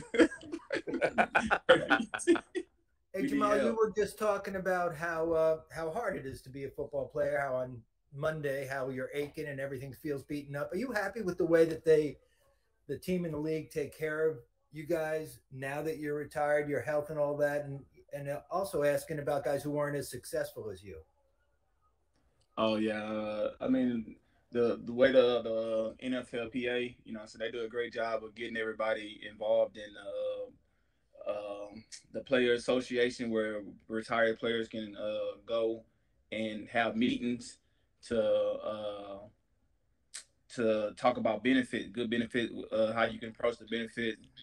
Some of the benefits is not allowed to everybody, but you know what I'm saying. Majority of the people that spend 3 years over the year, that's the majority they can get the benefit. But the benefit is it can help a lot of families. It help a lot of people that need any mental problems from basically physical, like if you need a colonoscopy, like they help you with that, with stuff like that, with health problems. They also have those too, those resources. That's awesome. Hey, you guys, we're under 2 minutes, so it is time for our Academy Have Fun Out There moment. So, this one's for Jamal and Chris. Okay. Obviously we're hanging today and having a really great time, but if you could have your dream hang, it could be a celebrity, it could be an actress, it could be an actor, it could be a hip hop star, it doesn't matter, another athlete. Who would you have in your dream hang? 3 people. You get to choose 3 people to be in your dream hang. Anybody. And we'll say alive. We're not going to do alive. Because I see Jamal was like Michael Jackson. No. So, alive. Who would be your dream hang? I say Denzel Washington. I like Halle Berry. And I like and Future. Good. That's a good one. Hey, invite me to that. That's a good one. That's a pretty good one. That's a pretty good one. Well, you stole one of mine, Jamal, but I'm gonna go with Denzel. I'm gonna go with Braun, and I think my last one, Barack Obama. Oh man. Good good one. Okay. That's good. Good lineup. Good lineup. All right, so real quick, you guys. Oh yeah, my movie now. Oh, I remember. What's your movie, Jamal? The Five Heartbeats. That's a good one. That's a good one. That's a good one. My office hours are from 9 to 5. 5 Heartbeats. Definitely. Nights like this, I wish. Raindrops will fall. Eddie K. Jr. All right, y'all. We're gonna do a random drawing real fast and give away some of T.O.'s wine. So they just text me who the winner is gonna be. Random drawing. We're gonna give away an autographed bottle of T.O.'s 81 Vino wine, and the winner is Mr. Brandon Thomas. Brandon, are you still here? Yeah, I really won. Oh man. No, you really. Well, Brandon, you've been unmuted all day. I hope you won. I gotta say this. That horse noise wasn't me. I don't know who that was. That's why I was saying in the chat. That wasn't me. I don't know who that was. It wasn't me. And I'm like, they keep accusing me of it. This ain't me. But I won, so I'm happy. This is my first one, so I'm excited. Brandon, you got that 81 Vino wine. It's going to be autographed by T.O., and that's going to be coming to your house, okay? Thank you. Thank you for that. Congratulations. Hey, Chris and Jamal, do y'all drink wine? Absolutely. Yep, a special occasion. Tell T he need to send me a package. I need that. Okay, I'm with you. I'm on gonna hit that. him up. I need that. DMs. I love it. All right, we have a little bit more time, you guys, for some last-minute questions. I don't want you guys to log out of here and say that you didn't get your questions in. And I also want to remind everybody, don't forget, coming up on December the 18th, we're going to have an HBCU hang, which is going to be our first HBCU hang, which is going to be amazing. What game? It's the Celebration Bowl. Yeah. Championship. Okay, Jamal, you asking a lot of questions that I'm. Okay, my bad. Let me mute myself. Let me pull my copy. Let me see. Okay, they just put in the chat. MEAC versus SWAC. So the MEAC versus SWAC. MEAC versus SWAC. Okay, that's gonna be a good one then. Yeah. Yeah. Okay. December 18th. You know what, Jamal, if you come hang for that game, you can ask all the questions you want. I bet. and call Obama and ask him to come too. Yeah. I have a question for Chris. The Cowboys are down. What are they going to do to come back? It's still a one-score game. Well, they got the knee. People tell me he's good. Still 92 seconds left to go in the first half in the Dallas and Kansas City. There you go. Tell you who's good. The Cardinals that keep getting kicked. When did I say that? You did. When? Anthony, mute yourself, baby.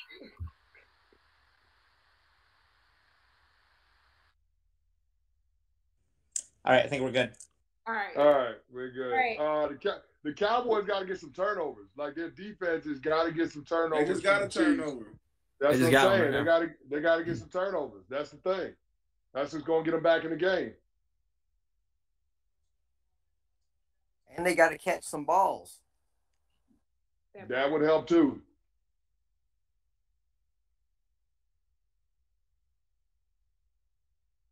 So, Liz, you had a question? I did ask the question to Chris about what the Cowboys need to do to come back. So we're good. Let's hope we get more turnovers. I have kind of a random question if you're done, Liz. Yeah, go for it.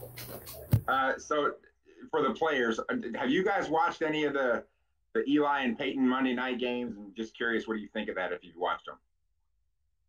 I love it, man. Like, I love the alternative broadcast. Like, last week they had Al Michaels on. I thought that was pretty cool. Draymond Green was also on. Like, I think it's a good change of pace. Like, for more casual sports fans, people that aren't, like, diehard football fans, it's an opportunity to consume the game in a different way. Yes! So I'm all about it. Yeah, I like that Chiefs turnover right there, too. Phil Mickelson interview on there. Was that last week? That was pretty cool. That was last week, too, yeah. Yeah. No, I haven't never watched it. I told myself I'm always get a chance to check it out. I'm gonna check it Yeah, out. This definitely check it out. It's cool stuff. It's Plus, like Eli's my Hank. quarterback. It's That's one like of my Hank. quarterbacks. Only you can't ask them any questions. That's what it's like. You can if you're lucky enough to get a tweet on there or something. I bet don't have nobody sound popping in and out either, huh? They don't, but they also don't give anybody wine. That's right, John. Good with that. And no gift cards either. Well, Jamal, we want to thank you guys for hanging with us today. Promise y'all work the details out with me on how to get that. Yeah, we'll email you, Brandon. Congrats again. Perfect. Okay, want to make sure. Thank you. Thanks, Brandon. Hey guys, thank you guys so much for hanging with us. Jamal and Chris, y'all have been absolutely amazing. Y'all have to come back and hang. And yes, that's right, Jamal. See, you go anywhere else, people don't get to interact with their favorite players and stuff. You feel what I'm saying? So hang is definitely where it's at. So thank you guys for taking your time today for the honest, real conversation we had. That was fun. It was fun to watch. Definitely fun to watch. And we wish you guys the best of luck. And I want to remind everybody again, we got that MEAC versus SWAC coming up on December 18th. So once the VIP is gone, you know, a lot of people are like, where's VIP so we can ask questions? We always have the spectator tickets available as well. So, but make sure you hurry up and get registered if you do want that VIP for that December 18th game. So Jamal and Chris, thank you guys. Chris, Thanks, I hope we come back. Did a great Jamal, job. I hope you guys start turning over the ball. No, Absolutely. Chill out. Absolutely. Thanks, Appreciate Chris, you, man. Jay. Bye, Later guys. on, Jamal. Great job, Jake. All right, bye-bye. How heavy the bust? Like, how heavy is it? Well, this one here is a replica. So this one's made out of resin, which means it's not made out of the one that's in Canton. The one in Canton is probably 35, 40 pounds because it's bronze. So this one's a little lighter. This one might be about 15 pounds. So we get two of them. One stays in Canton, one stays here with me. So we're good buddies. This is like year number 8 too. So this is like right in the middle of my career. So oh yeah. That's right. Class of 2014, right? Yes, class of 2014. It's been 7 years, but it seems like it's been like 7 days. Wow. It seems like it's been a long time, but every time I go to Canton every year, especially this past year when they had a pretty big class with the Centennial class and the holdover class from 2020. Steve Atwater, I know Justin knows Steve Atwater really good. You know what a great player he was. Hit me a few times, and I knew where number 27 was every time I was on the field if we were playing Denver. So what a great guy he is, and he's a credit not only to himself and his family, but he's a credit to that city there in Denver and what he does. And I know he does there. He works for the Broncos, does some good stuff for them. So Do you know him, Justin? you know him? Oh yeah. He's everything that you're saying, man. It just sounds like, you know, his character just as a man is it's timeless. Like he hasn't changed one bit. Yeah, that's exactly who he's been for me in my short career with Denver so far. Yeah, I played in like 6 Pro Bowls with him. And we used to, anytime we played Denver, I was like, hey, man, I'll see you in Hawaii. You know, we were just whatever. Yeah. And we were always there. Him and Dennis Smith were always there. They played 4 or 5 years together in the Pro Bowl. But one of the best safety tandems probably ever to play the game, those two guys. Yep. I've known my dad. My dad was a huge football fan growing up. And so one of his all-time favorite players, safety-wise, was Steve Atwater. And so I already had a pretty good idea of the type of player that he was. My dad maybe used to watch highlights of him. This is before I even was a Bronco. And so when I got drafted here, I had already known the lineage of safeties that they've had, you know, throughout the organization's, you know, time. And he's just unbelievable. And the fact that he's so humble, I mean, he's always willing to give an opinion, to help you out. The young guy, a rookie, doesn't matter. Like he's just the man. I've loved the relationship that's grown over the years with him. Yeah, Steve Atwater was 230-pound dude coming downhill from about 12, 13 yards away. Everybody knows one of his most famous hits on my good friend, and he's a great guy and was a great player, Christian Okoye. Everybody plays that hit when he came down. I think it was a Monday night game in Denver, and you had two Titans colliding with one another. But I think Steve got the best of Christian at that time on that play. But I don't. You know what? As football players, we like to dig each other on things. Yeah. So every time I see Christian, I don't want to go up to him like, "Yo, man, don't let me do that Steve Atwater on you." So I don't Justin, want to hear that. Oh yeah. He was So Justin, I got a question for you. It was a Nigerian nightmare against the smiling assassin. That's what Steve Atwater was. The smiling assassin. That is. Yeah. What's up, Thomas? Yeah. So I mean, I don't know if you're a gamer. It looks like you got gaming headphones, but first thing I do when I get Madden is I do franchise mode, and I'm a Jets fan, so it takes a lot of work to make them good. And I always go for my safety, so I get Honey Badger at strong safety, and I get you at free safety. So, let's go. First of all, thank you for all the games you won me. Second of all, do you guys, obviously the younger players are now in a generation where they grew up playing games. So A, do you play Madden? But B, do guys pay attention to their Madden ratings just because it's kind of how they're evaluating against their peers, or? Yeah, so I don't play Madden. I don't play Madden as much as I play other games. I do play occasionally. And to answer your second question, so it's like it's a toss up. Like you'll run into some guys that like really care about their Madden ratings, and then you'll run into some guys that are just like, it's whatever. You know what I mean? So, but it's funny. I'm sure you watch them, like the videos that each team does about their Madden ratings, and guys getting upset, and some guys are like, it's whatever. It's pretty funny. But yeah, some guys care about it, some guys don't. It's just kind of like a toss up. But yeah, it's funny. Yeah, well, when I came in the league, there was no Madden. Tecmo Bowl. We had Tecmo Bowl and electric football. Electric football. You remember, bro, go back to electric football where they had the football field and they would turn on you hit the button and the field would shake, and your players would be little guys like this big. I'm about to look that up. As soon as they touched, that was a tackle. Yeah. And then the quarterback had to put a little cotton ball in the quarterback's arm, and you had to take it and hit the guy. So that was a completion. So the games have come a long way in the last, 30 years. But I think I am on Madden. I like in the Legends, something like that. So. It'd be disrespectful if you weren't. So I'm sure you are. Yeah, that's great. Yeah, just to be clear. You mentioned Tecmo Bowl. When Tecmo Bowl was around, number one, you couldn't play with Bo Jackson. It was illegal to play with him because you were going to win every game with Bo Jackson. So I had to rely on guys like Willie Gault. Willie Gault was my man. He was the one that was hooking me up with those passes down the line. I'm curious, what games do you play now, considering you say you don't really play Madden? Are you into Call of Duty? Are you checking out Battlefield? What games are you checking out?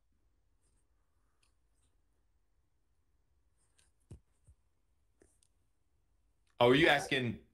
Yeah, I'm asking you. Yeah. Oh, my bad. I thought you were asking Andre. That's my fault. Oh, no, because Andre's gonna bring up like Pong or Pac-Man. No. The old school games.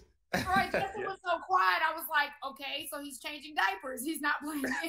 Yeah, I was like, oh yeah, he's talking about my games, but I'm gonna be quiet. I thought he was talking to Andre. Yeah, I'm more of like a first person shooter type of guy. That's just how I was raised. And so yeah, I play the Battlefields, I play the Call of Duties.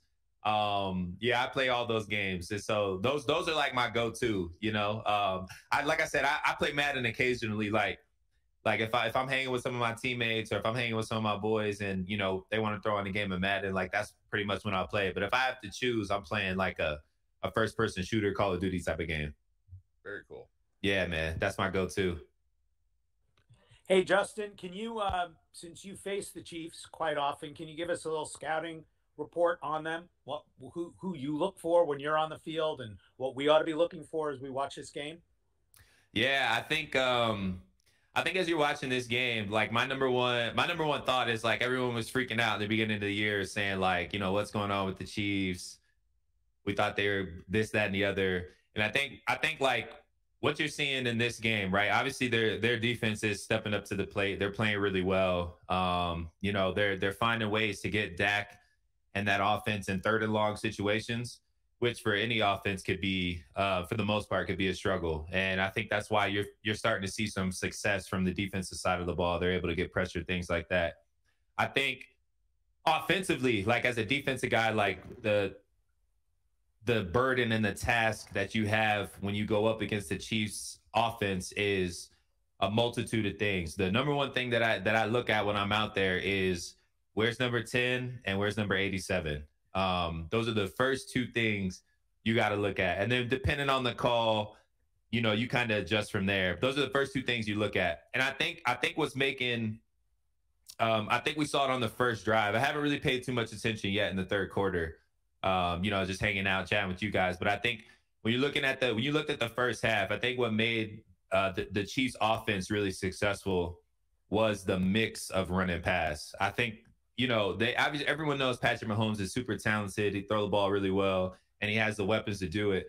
But you can become one-dimensional when you rely so much on one guy to get the job done for you. And I think that was a little bit of the struggle we saw earlier on in the season. Teams were playing lighter run boxes, playing too high shell, and they weren't able to get those big plays off like they were. I think you saw in the first half, they were handing the ball off to Tyreek Hill in the backfield, handing the ball off to Williams in the back. Like they were mixing in the run and pass. And I think that's why you're starting to see a little bit more success for them overall as an offense. And so I know that's a long explanation, but for me as a defender, what I'm looking at when I'm out there on the field, I'm like, all right, where's 10? Where's 87?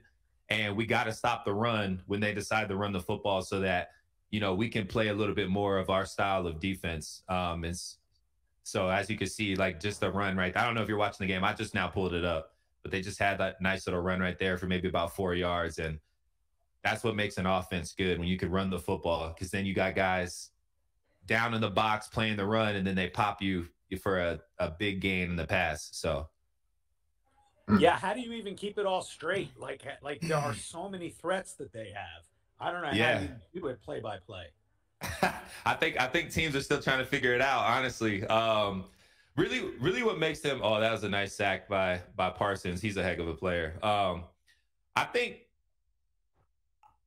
it's in my opinion, like the formula in my opinion is obviously you got to be able to stop the run, and your 4-man rush, you know, if you decide to do a 4-man rush, your 4-man rush has to be excellent. And then if you decide to rush more than that, your coverage has to be excellent. And you got to be able to make the 50-50 plays on the football. And I think teams have found different ways, and it's just really up to like what you do best and how well you execute it, right? Like I think you go back a couple of years ago and you look at when the Chiefs played in the AFC Championship game against the Patriots, they played straight man-to-man. They rushed like 5 or 6 every play.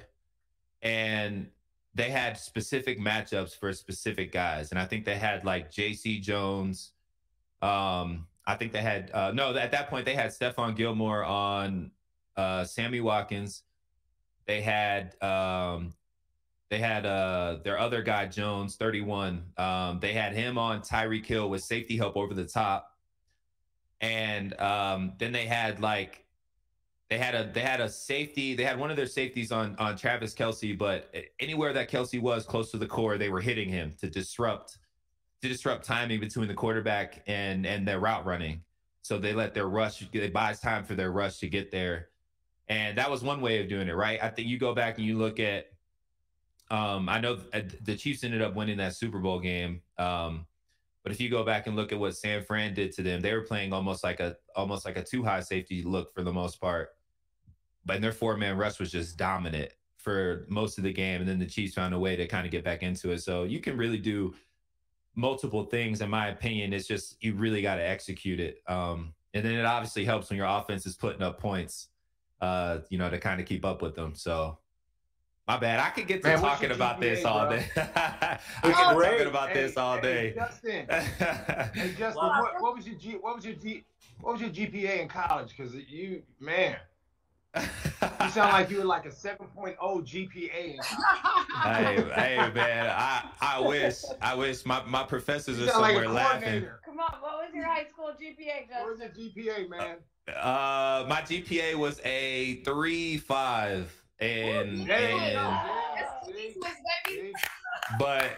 but there was a lot of ground to cover. It wasn't that to start. I'll tell you that.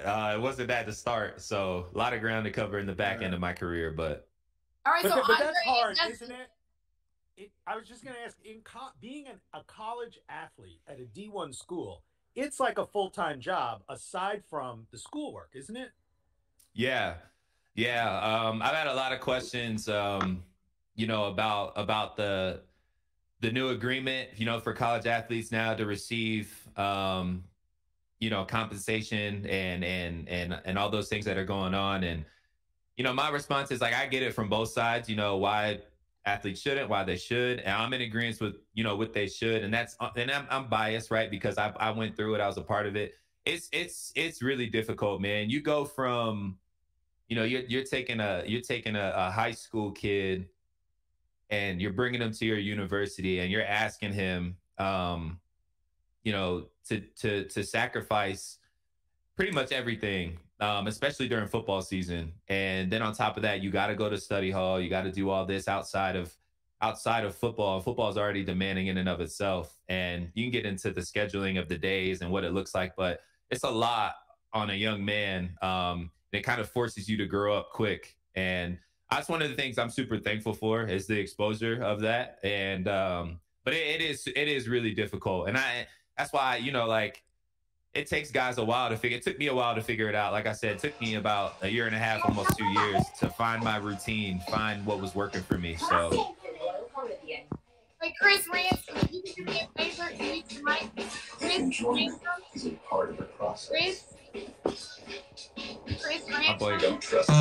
My boy Chris over there jamming. Damn, I'm in this bitch with Justin Simmons. Damn, he played for the Broncos. It's a bunch of them, man. It was like, God, you can watch the game with them and talk about it. I can't even hear those. It's my phone. Oh, okay. He can't hear us. My phone ringing. Look. Okay, maybe somebody else do that. I cannot play my video. Hey, Chris, you got to mute real fast. You don't have the power to mute him? It's not like Zoom, huh? I think somebody in the background can. Somebody can mute him. Justin, I think Jade's going to do a trivia soon, but I got a quick question for you guys. Chris, if you can mute real quick. My man, Chris. All right, there we go. Oh, there it is. Oh, we got it. All right, there we go. All right, so real quick, you guys. Good job, guys. Academy is all about having fun on the field and off the field. Whether it's enjoying the great outdoors, playing football, whatever it is. Since the holidays are right around the corner, for those of you with sports fans to shop for, please don't forget Academy's holiday gift guide and Black Friday deals. So it's time for our have fun out there moment. So Andre and Justin, holidays are coming up this week, right? We're all getting ready for Thanksgiving. What is your specialty? What are you cooking and bringing to Thanksgiving dinner? Come on, you got to get in the kitchen. Andre, we'll let you go first. What's your thing? I never was good at cooking. I never was good at it. I just did it because I had to. But we're going to New Orleans. The Bills play on Thursday night, so we're leaving for New Orleans on Wednesday.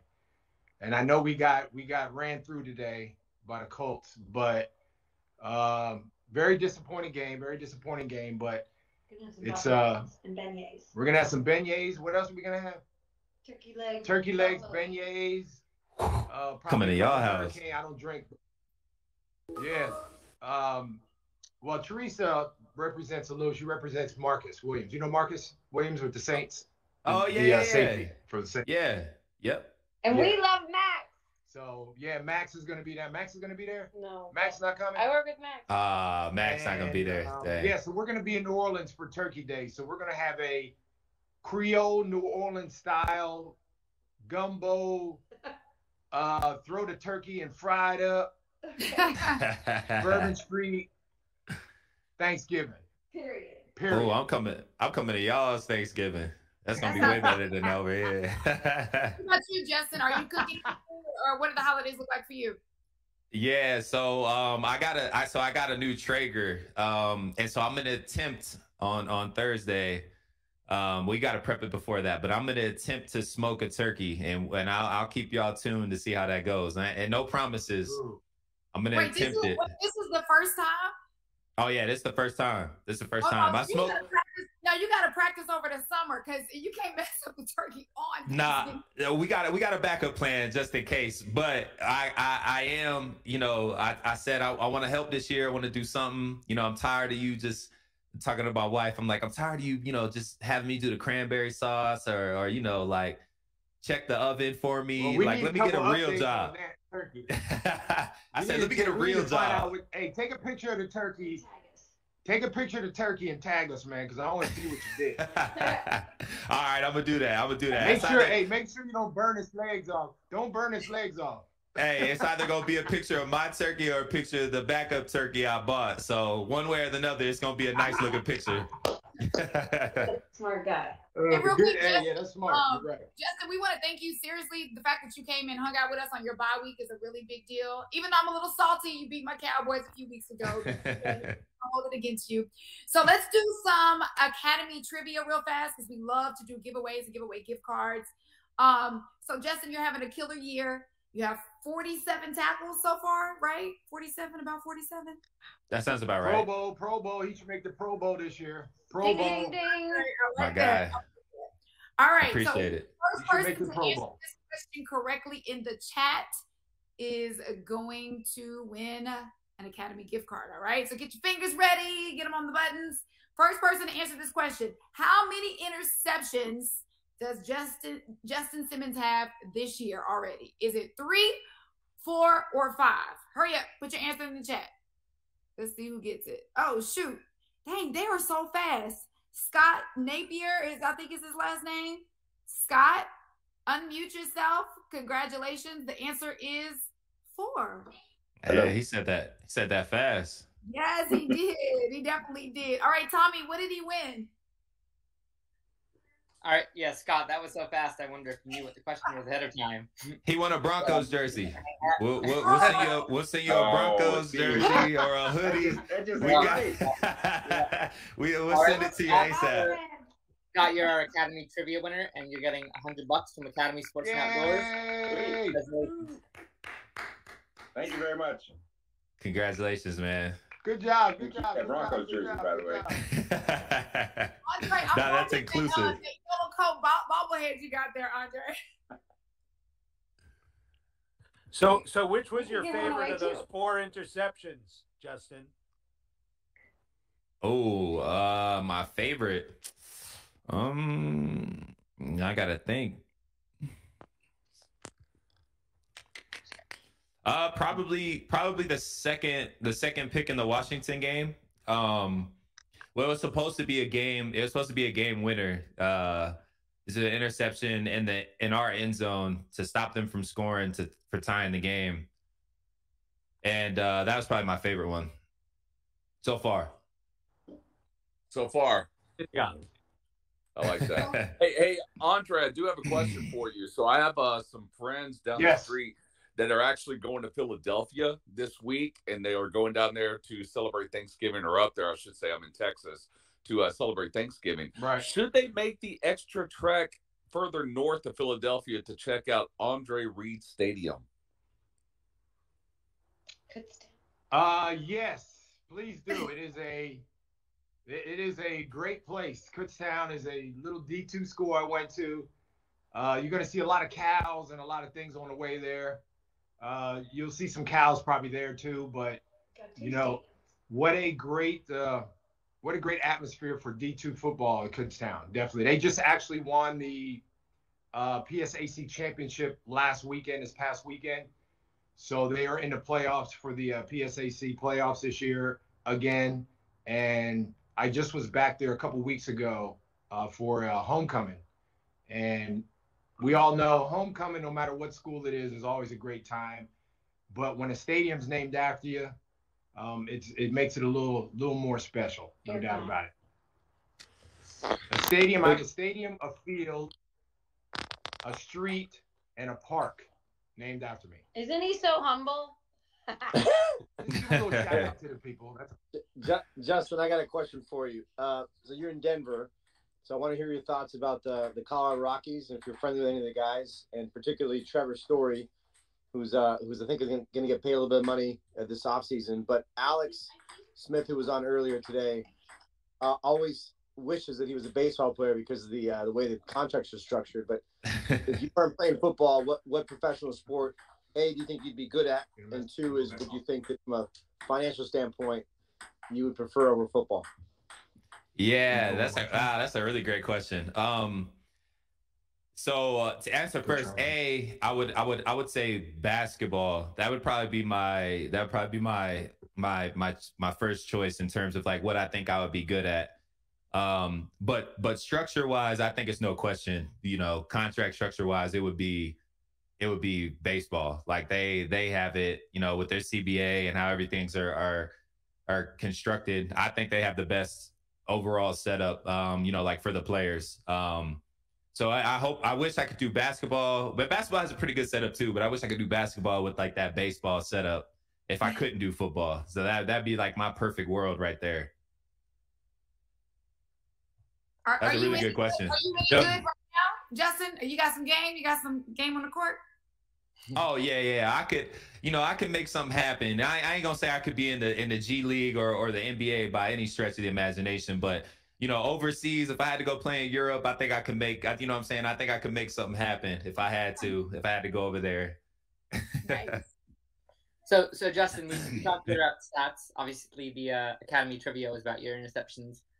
I'm wondering, obviously, you're one of the younger guys we've had here because it's mostly former athletes, but you're kind enough to join us on your bye. Do you, unlike guys like Andre, analytics are around while you're playing, and you have kind of those advanced stats beyond things just like interceptions, passes defended. So how valuable are those kind of stats to you? Do you have any stats that kind of are beyond just the obvious stats that you pay attention to, or that help you kind of judge how to guard certain guys and stuff like that? That's a good question. Here's my take on it, and I'm actually interested to hear from after I'm done talking about it. I'm actually interested to hear from Andre because he obviously kind of the old school era where he grew up playing, and I'd just be interested to hear his opinion. But so my take is I'm really not a fan of kind of like the next gen stats of whatever you want to PFF or all that stuff. Like me personally, I'm not a fan.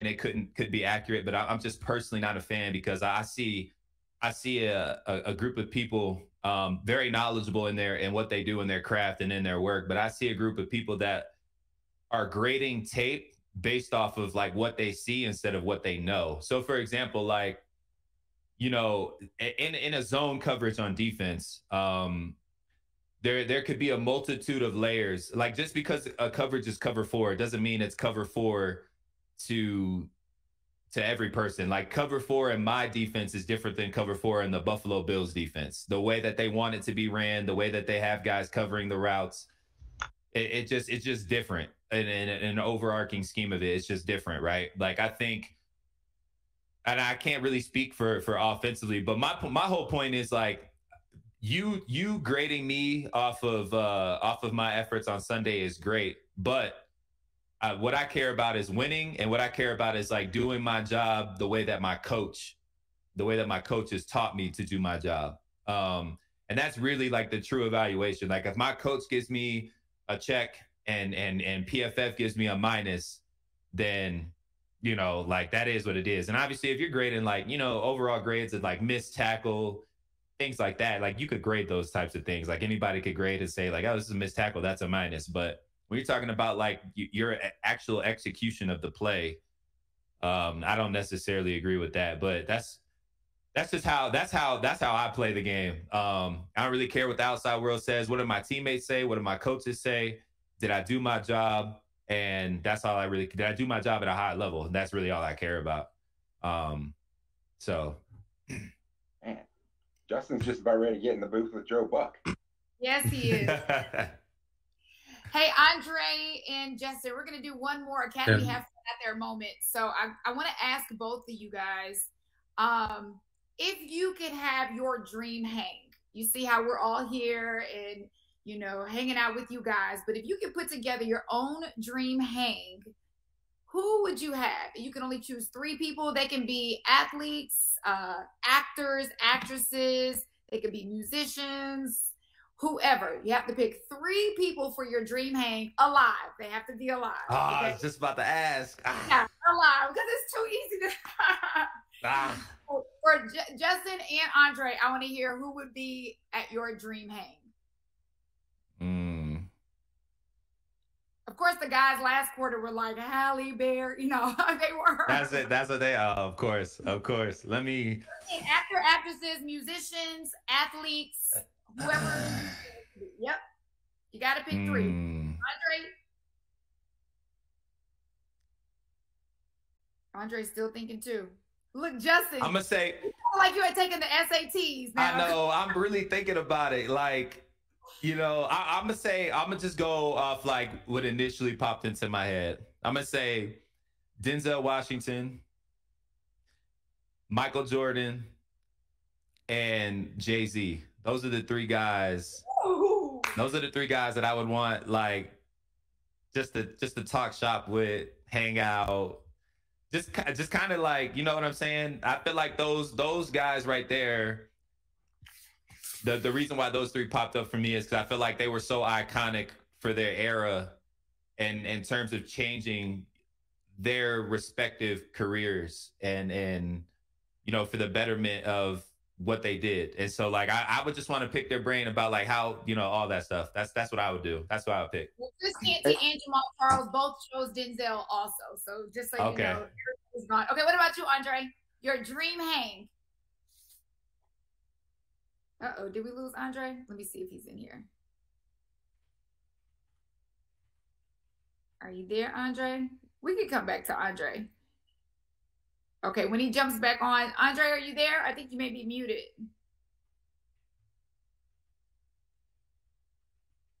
Okay, we'll come back. Go ahead. Can you hear me now? Yes, we can hear you. All right, Andre, who's going to be in your dream hang?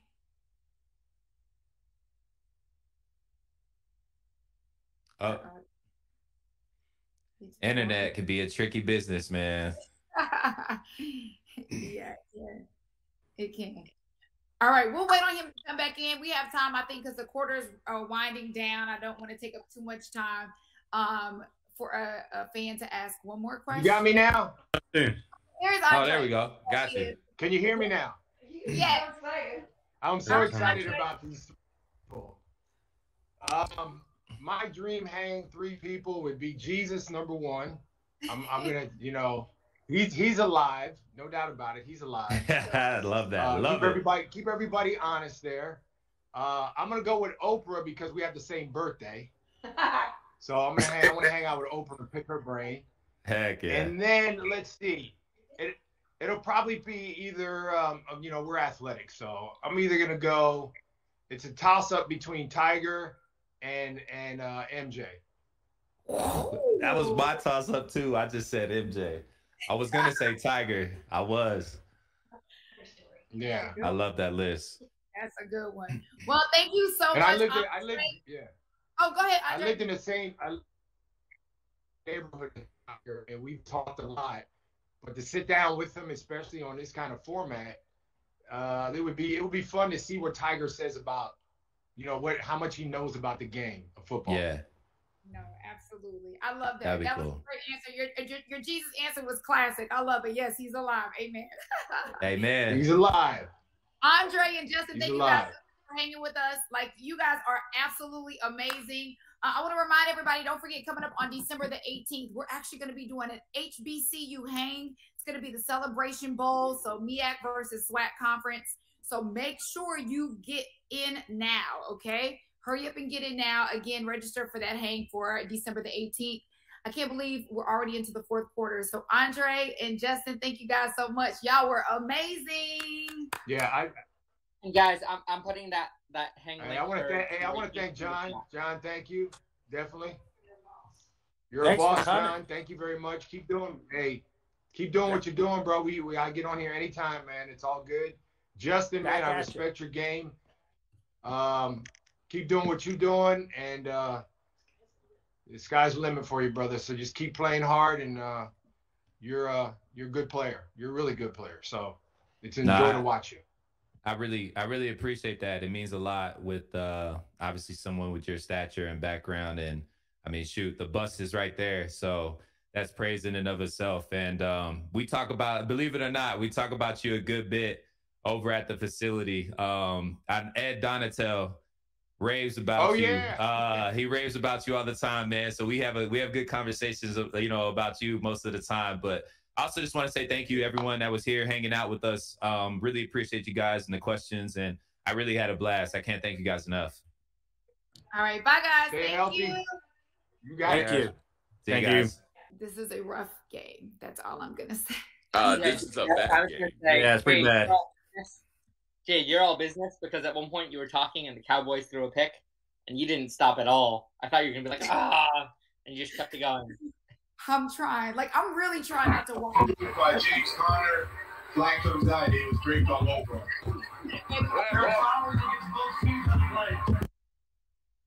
Yeah, just keep it just like that.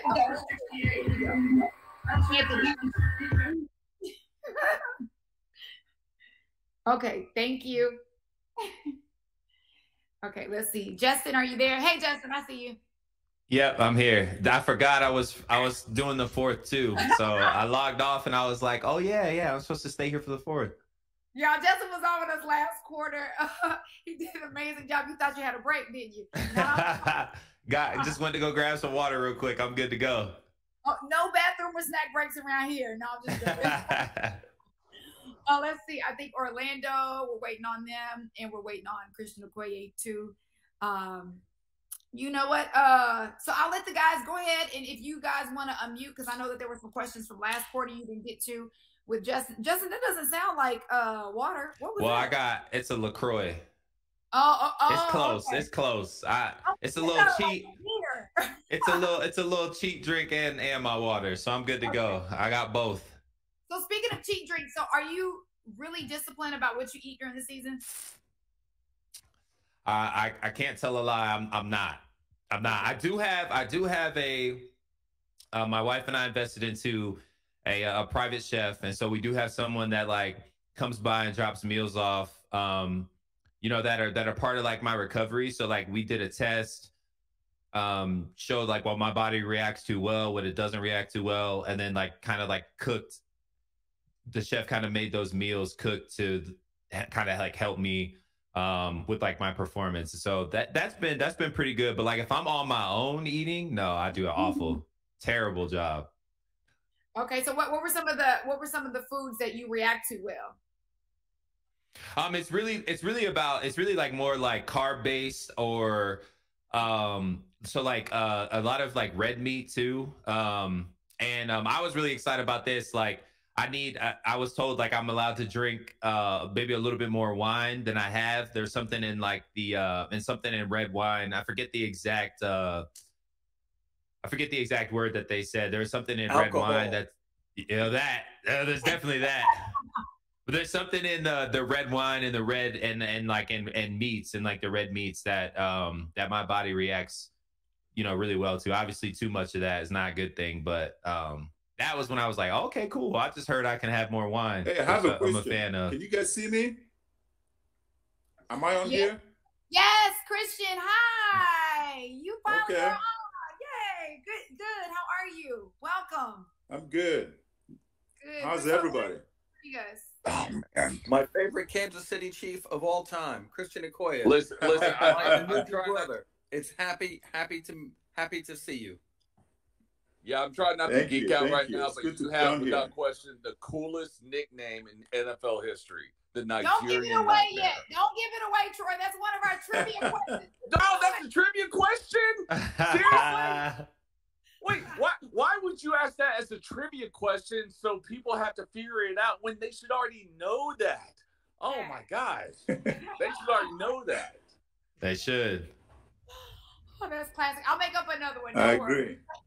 I'll DM you something. No, I've got to admit, watching you as a kid growing up, you were without question a standout for my youth. Watching, one of the greatest players there in Kansas City. Now that you're watching what your team is doing against, Jade and I's Cowboys right now, how are you feeling about the Chiefs this year? We started off very slow. I was kind of, trying to understand or maybe hoping that they're going to get on the right channel this today against the Cowboys, and they started off running ball. We haven't been able to run the ball the whole year, and today they established the run in the first half, but second half has been ugly, on both sides. No touchdowns yet. A lot of, 3 and out. So first half is much better than this second half right now. So we'll see what happens, but.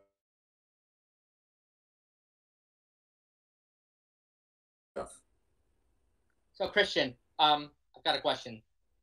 So, I was looking you up on your Wikipedia. I saw you didn't play American football until you were 23. So first question is, I'm 25. I'm like 5'7". My 40 times about 9. Not too late for you. Not too late for you. Yeah, I have a chance. And my second question, more seriously, is how did you get into football? Because I know you were a track and field star, and just how did it come about that you ended up in the States in the NFL? Well, football was it was one of those things. I was a track and field guy. When I came to California, to Azusa Pacific, I came for track and field. My goal was to make it to 84 Olympics. And when the Olympics came around, Nigeria didn't take me. So I decided I'm going to play football because my friends have been talking to me and trying to push me into it, and I hated football. I didn't grow up playing. So I didn't know anything about it. I didn't want to play. When Nigeria didn't take me to the Olympics, I decided, okay, I'm going to give it a trial. I spoke to my college football coach, Coach Jim Milhon, and asked him, I said, Coach, can I play football? He says to me, what position do you want to play? I didn't know anything about the game. I didn't know any position. But I remember watching the news the night before, and I asked him, I said, I watched a guy on the news, and he reversed the field and ran a long ways and scored a touchdown. He said, oh, yeah, that was Marcus Allen. I said, okay, that's what I want to play. What position was that? He said, running back. That's how I became a running back, and this was my junior year in college. So throughout the time I played in college, I was very confused. I was just winging it, throwing my weight around. The only thing that got me into the Chiefs locker room was I was invited to play in the Senior Bowl in Alabama. I went there and I scored 4 touchdowns, and everybody saw me. And the Chiefs came calling, drafted me in the second round. So that's how I got to the Chiefs. What a great story. Oh my gosh, that's a great story. So you were completely lost on the field when you didn't understand the plays or anything. No, I actually didn't like football throughout my career. I didn't like it. I just wanted to play, and I had plans to play 4 years and get out. But after 3 years, they gave me another contract, so I decided I got to stay. Because I grew up in a very poor family, so I want to help my family, and I stayed on to play out my second contract. But throughout my career, I didn't enjoy the game. I didn't like it because I didn't know anything about it. I was still learning actually till I retired. Hey Christian, did you ever tell Marcus Allen that story? Oh yeah, the first time I told Marcus, he didn't believe me, But then you heard me telling other people in some of my speeches, and now he believes me. So I call him my hero. Do you watch football now, Christian? Do you keep up with it? I watch football, yes. I watch. Of course, I only played for the Chiefs, so I watch Chiefs play, and also watch some of my teammates.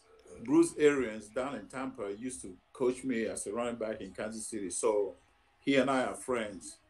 And he had hired a few guys that were my teammates They're now his assistant. So I watched Tampa Bay play, and I root for them, especially when they're not playing for the playing against the Chiefs.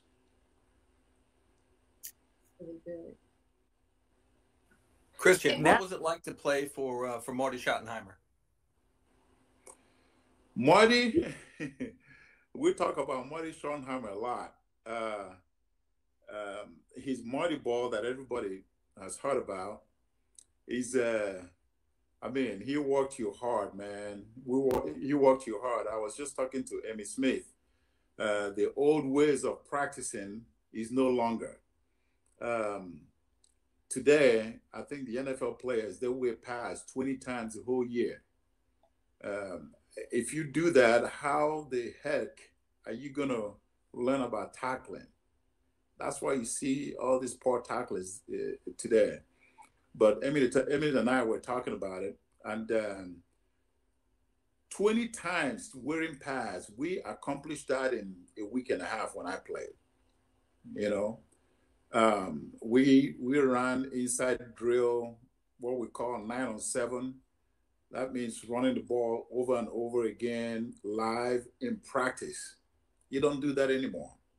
I used to hate that because it was just grueling. It was hard. It was painful. But we had to do it to prepare for the game. So football today is not like it used to be.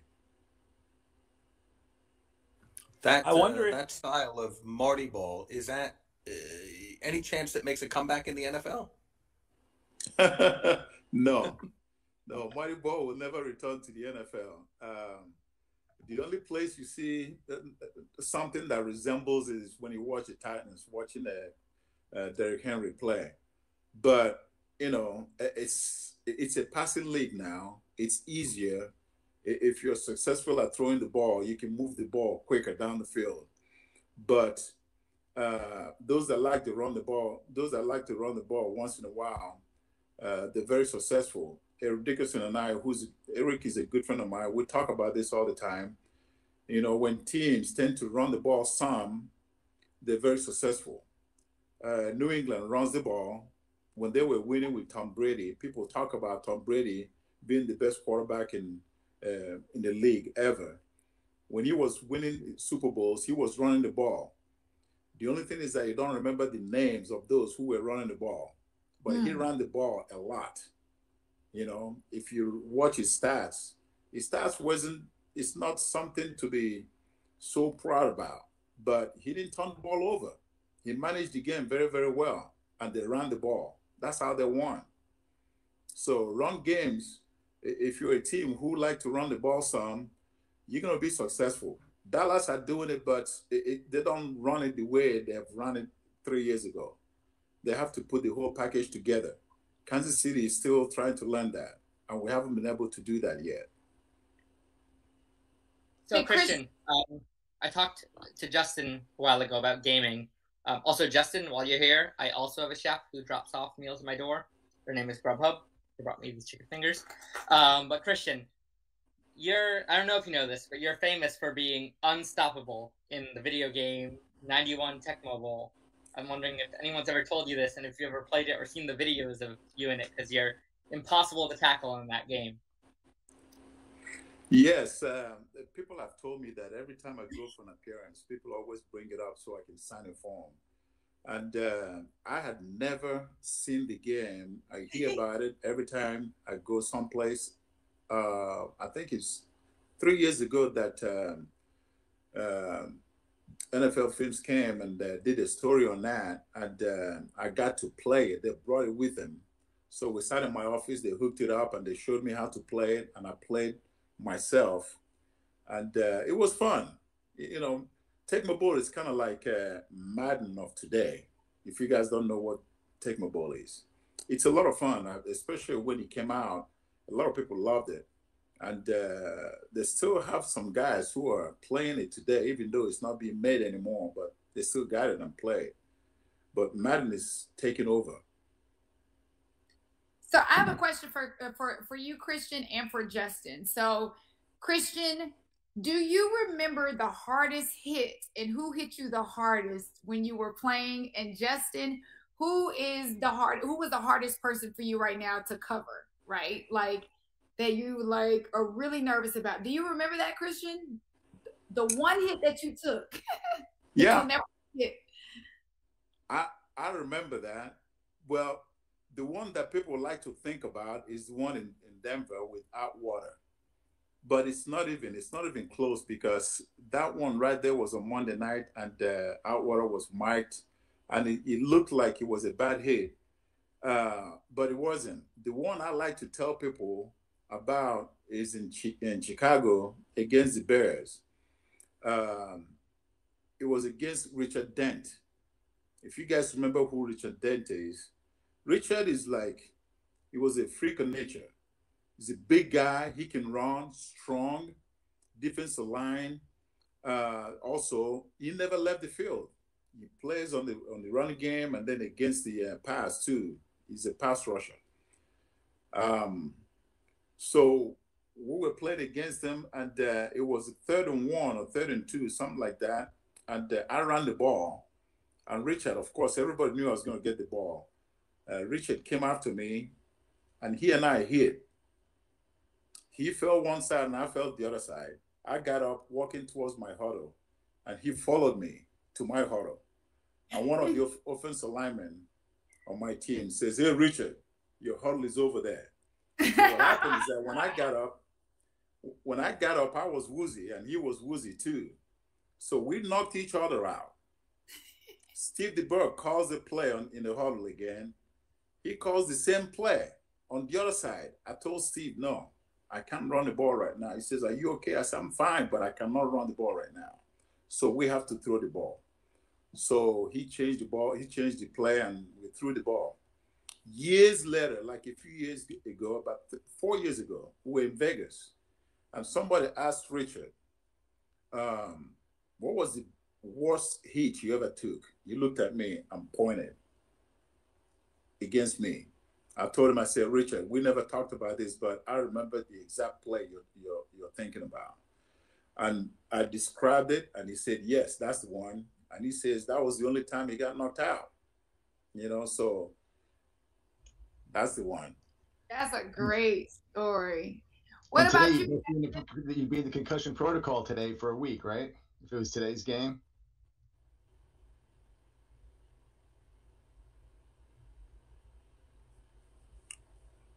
Right? If it was today, you'd be in the concussion protocol for something like that today. That didn't exist back then. Today you are off about 4 games. Yeah.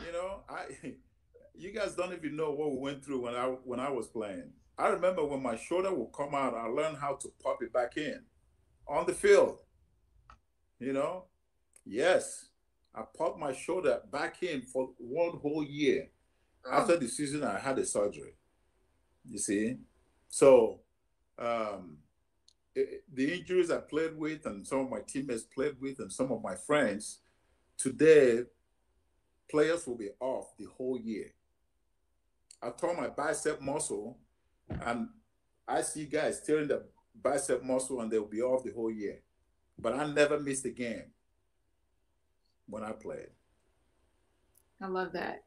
Okay, so you know what? Speaking of Christian Okoye, I'm going to test everybody's knowledge of you, right? We're talking NFL right now, but as we know, you are a track and field star.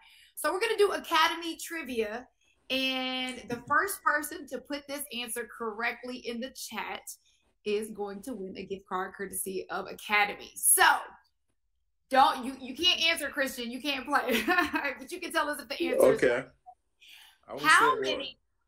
How many track and field titles did Christian Okoye win in college? How many track and field college titles did Christian Okoye win? Was it 6? Was it 7? Was it 8? Or was it 9?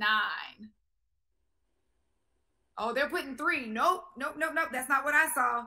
Nope. And I'll have him confirm the answer. Let's see. All right. Nope. Keep going. Almost there. Was it 6, 7, 8, or 9? Let's see. Justin says he knows, but Robert Justin, you can buy your Jones. own beer.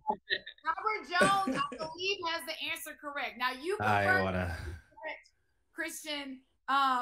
It says that you won 7 college titles: shot put, discus, and the hammer throw. Is that correct, Christian? I think so. I forgot. Well, congratulations to Laura Chavez. According to Google, you're going to be our winner, Laura. Tommy, tell her what she won.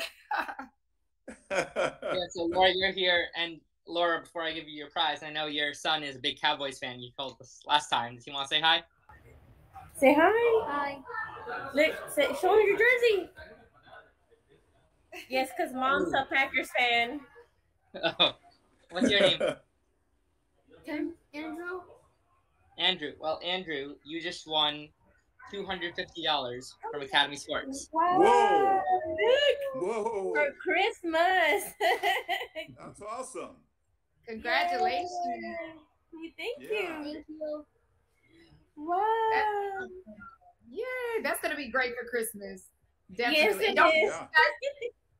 If you have any sports fans you're shopping for Academy, don't forget they have an amazing holiday gift guide. So make sure you guys check that out as well. Academy Sports and Outdoors for all you sports lovers out there. Now, Justin, tell us who currently is the hardest player for you to cover that you kind of like, I gotta get my mind right before this game. Oh, that's a good question. There's multiple guys. I'll say Darren Waller and Travis Kelce. Those are the guys that I probably line up against the most while I'm playing. So they create problems in their own ways. I have to go with Darren Waller and Kelce. I have to give a tie. They're both really good. Hey, Justin, I've got a question. You always hear about Denver and the altitude. Does it really affect other teams coming in? And how about you guys who practice in that when you go to other cities? Yeah, that's a really good question. Once again, I may be biased because I play in Denver now, but I'll never forget when I got drafted to Denver, and I'm from South Florida.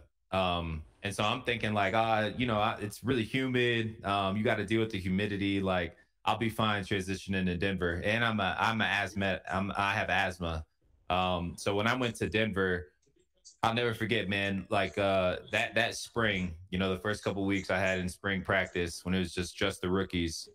Man, I was suffering. It was really tough to, I found myself like needing to, catch my breath a little bit more than I'm used to. I was in great physical shape, but it was just different with the altitude. And so, yeah, in my opinion, there is, and I wouldn't say it's like drastic, by no stretch of the imaginations. Guys on the sidelines. Well, I don't know about back when, when Christian was playing, but in today's game, guys on the sideline, they have like the breathing stuff. Breathing treatments that kind of help you with all that. And so, that type of stuff they have that helps you, but it's definitely, in my opinion, you definitely can tell. And especially when you leave, when you leave, you seem like you're handling the atmosphere in other places a little bit better, as opposed to when you come to Denver. Hey, Justin, when you hear Christian's stories about the old school NFL, are you relieved that it's not like that today, or do you kind of wish it were a little more like that?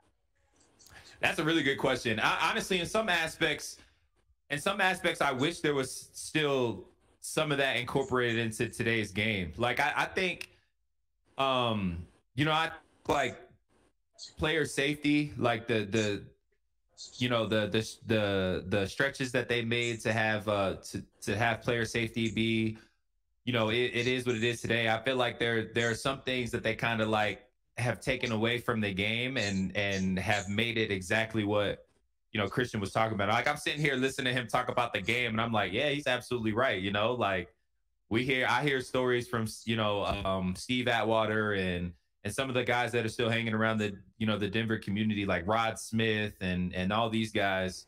you know, they come in, they share their stories about what it was like when they played, and at time, and you run into how the league is today, and you know, I get it. You know, like you can almost throw diva as a part of, you know, kind of like that word to kind of describe a lot of what's going on, because it's true. Guys get like a, you know, a little injury and then they're out for the year. Guys get a little injury and they're out for multiple weeks. When, you know, guys back in the day used to play on injuries that are season ending all the time. And I think like that's what I'm talking about. Like that's part of the stuff that I miss, because I know, like, you know, it matters to a guy when he wants to fight through some adversity and play for his team even when he's banged up.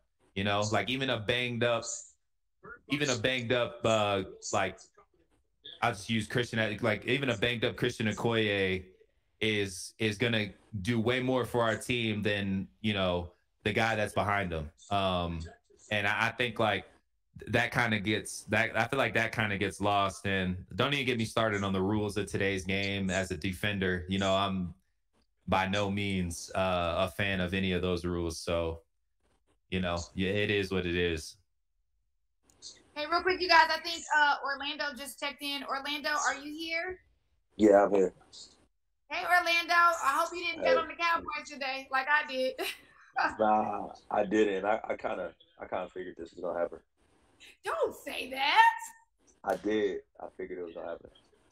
Just seeing the way they played a few weeks ago against Denver, and you know, played in the AFC West, and I kind of know what it's all about. So, you know, I expected this.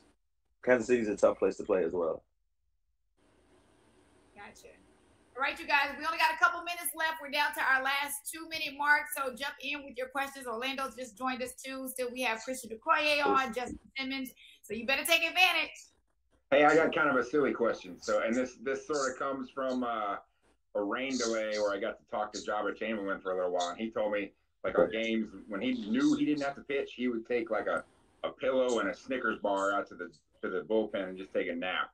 So I'm guessing this only really applies to you guys in preseason games, but if there's a game where you know you're just checked out for most of the game, what are you doing on the sideline? Are you paying attention or like what's happening over there? Nah, to be honest, even when the games that I was playing, so that if you know anything about the hand warmer, it has a little zipper with a pouch in it that you put the actual things that warm the hands. So I would put, I don't know, Skittles, all kind of snacks in there, all kind of stuff in there that would get me through the game. You know, I would put it behind the bench, behind like the defensive backs bench, and then I would continue to put it like in, like, so when I'm out there at the beginning on the TV timeout, I got something to like, I like to chew, like, whether not gum, but I'm a big candy guy. Shout out the Skittles, you just gave them a commercial. How about you, Justin? Nah, I've definitely had, it's funny Orlando said that, because I've definitely had teammates that have done something to that degree. Like you said, you get the little hand warmer pouches. There's an extra, like there's a slot where you're supposed to put your hand warmers, and they will put stuff. So I've actually, that's funny he mentioned that, because I've actually seen teammates do that. Me myself, nah, I haven't really done that. If anything, like I'll stash like if I have a hand warmer or anything to that degree, like I'll stash just like extra smelling salts while I'm on the field. Like that's really about it. I don't really do. Yeah, that's really about it for me. Smelling salts, like in case you get woozy or something? Nah, like you so like when you go out on the field, like as a deep, like you'll have like a long drive and you tend to get like, at least for me, like a lot of it's like a mental game. You tend to get in your own head and like, you know, you get winded or whatever the case may be. And the smelling salts just like mentally for me, like just kind of like help me like all right, you know, like I'm ready to go again, like kind of reamp, stuff like that. Like that's kind of why I have extra. All right, you guys, real quick, let's do another Academy trivia question. Since we are down to the wire under 2 minutes, so get your hands ready. The first person to answer this question correctly in the chat is actually going to be our winner. All right, it's really easy, but you know we like giving away stuff for free. So, which player that is hanging with us currently played for both the Cowboys and the Chiefs? Which player that's hanging right now played for both the Cowboys and the Chiefs? Quickly. Oh, that was fast. That was freaking fast. Bailey Lunn is our winner. Congratulations, Bailey Lunn. Yes, Orlando Scandrick is definitely the answer. Bailey, Tommy, let us know what Bailey won.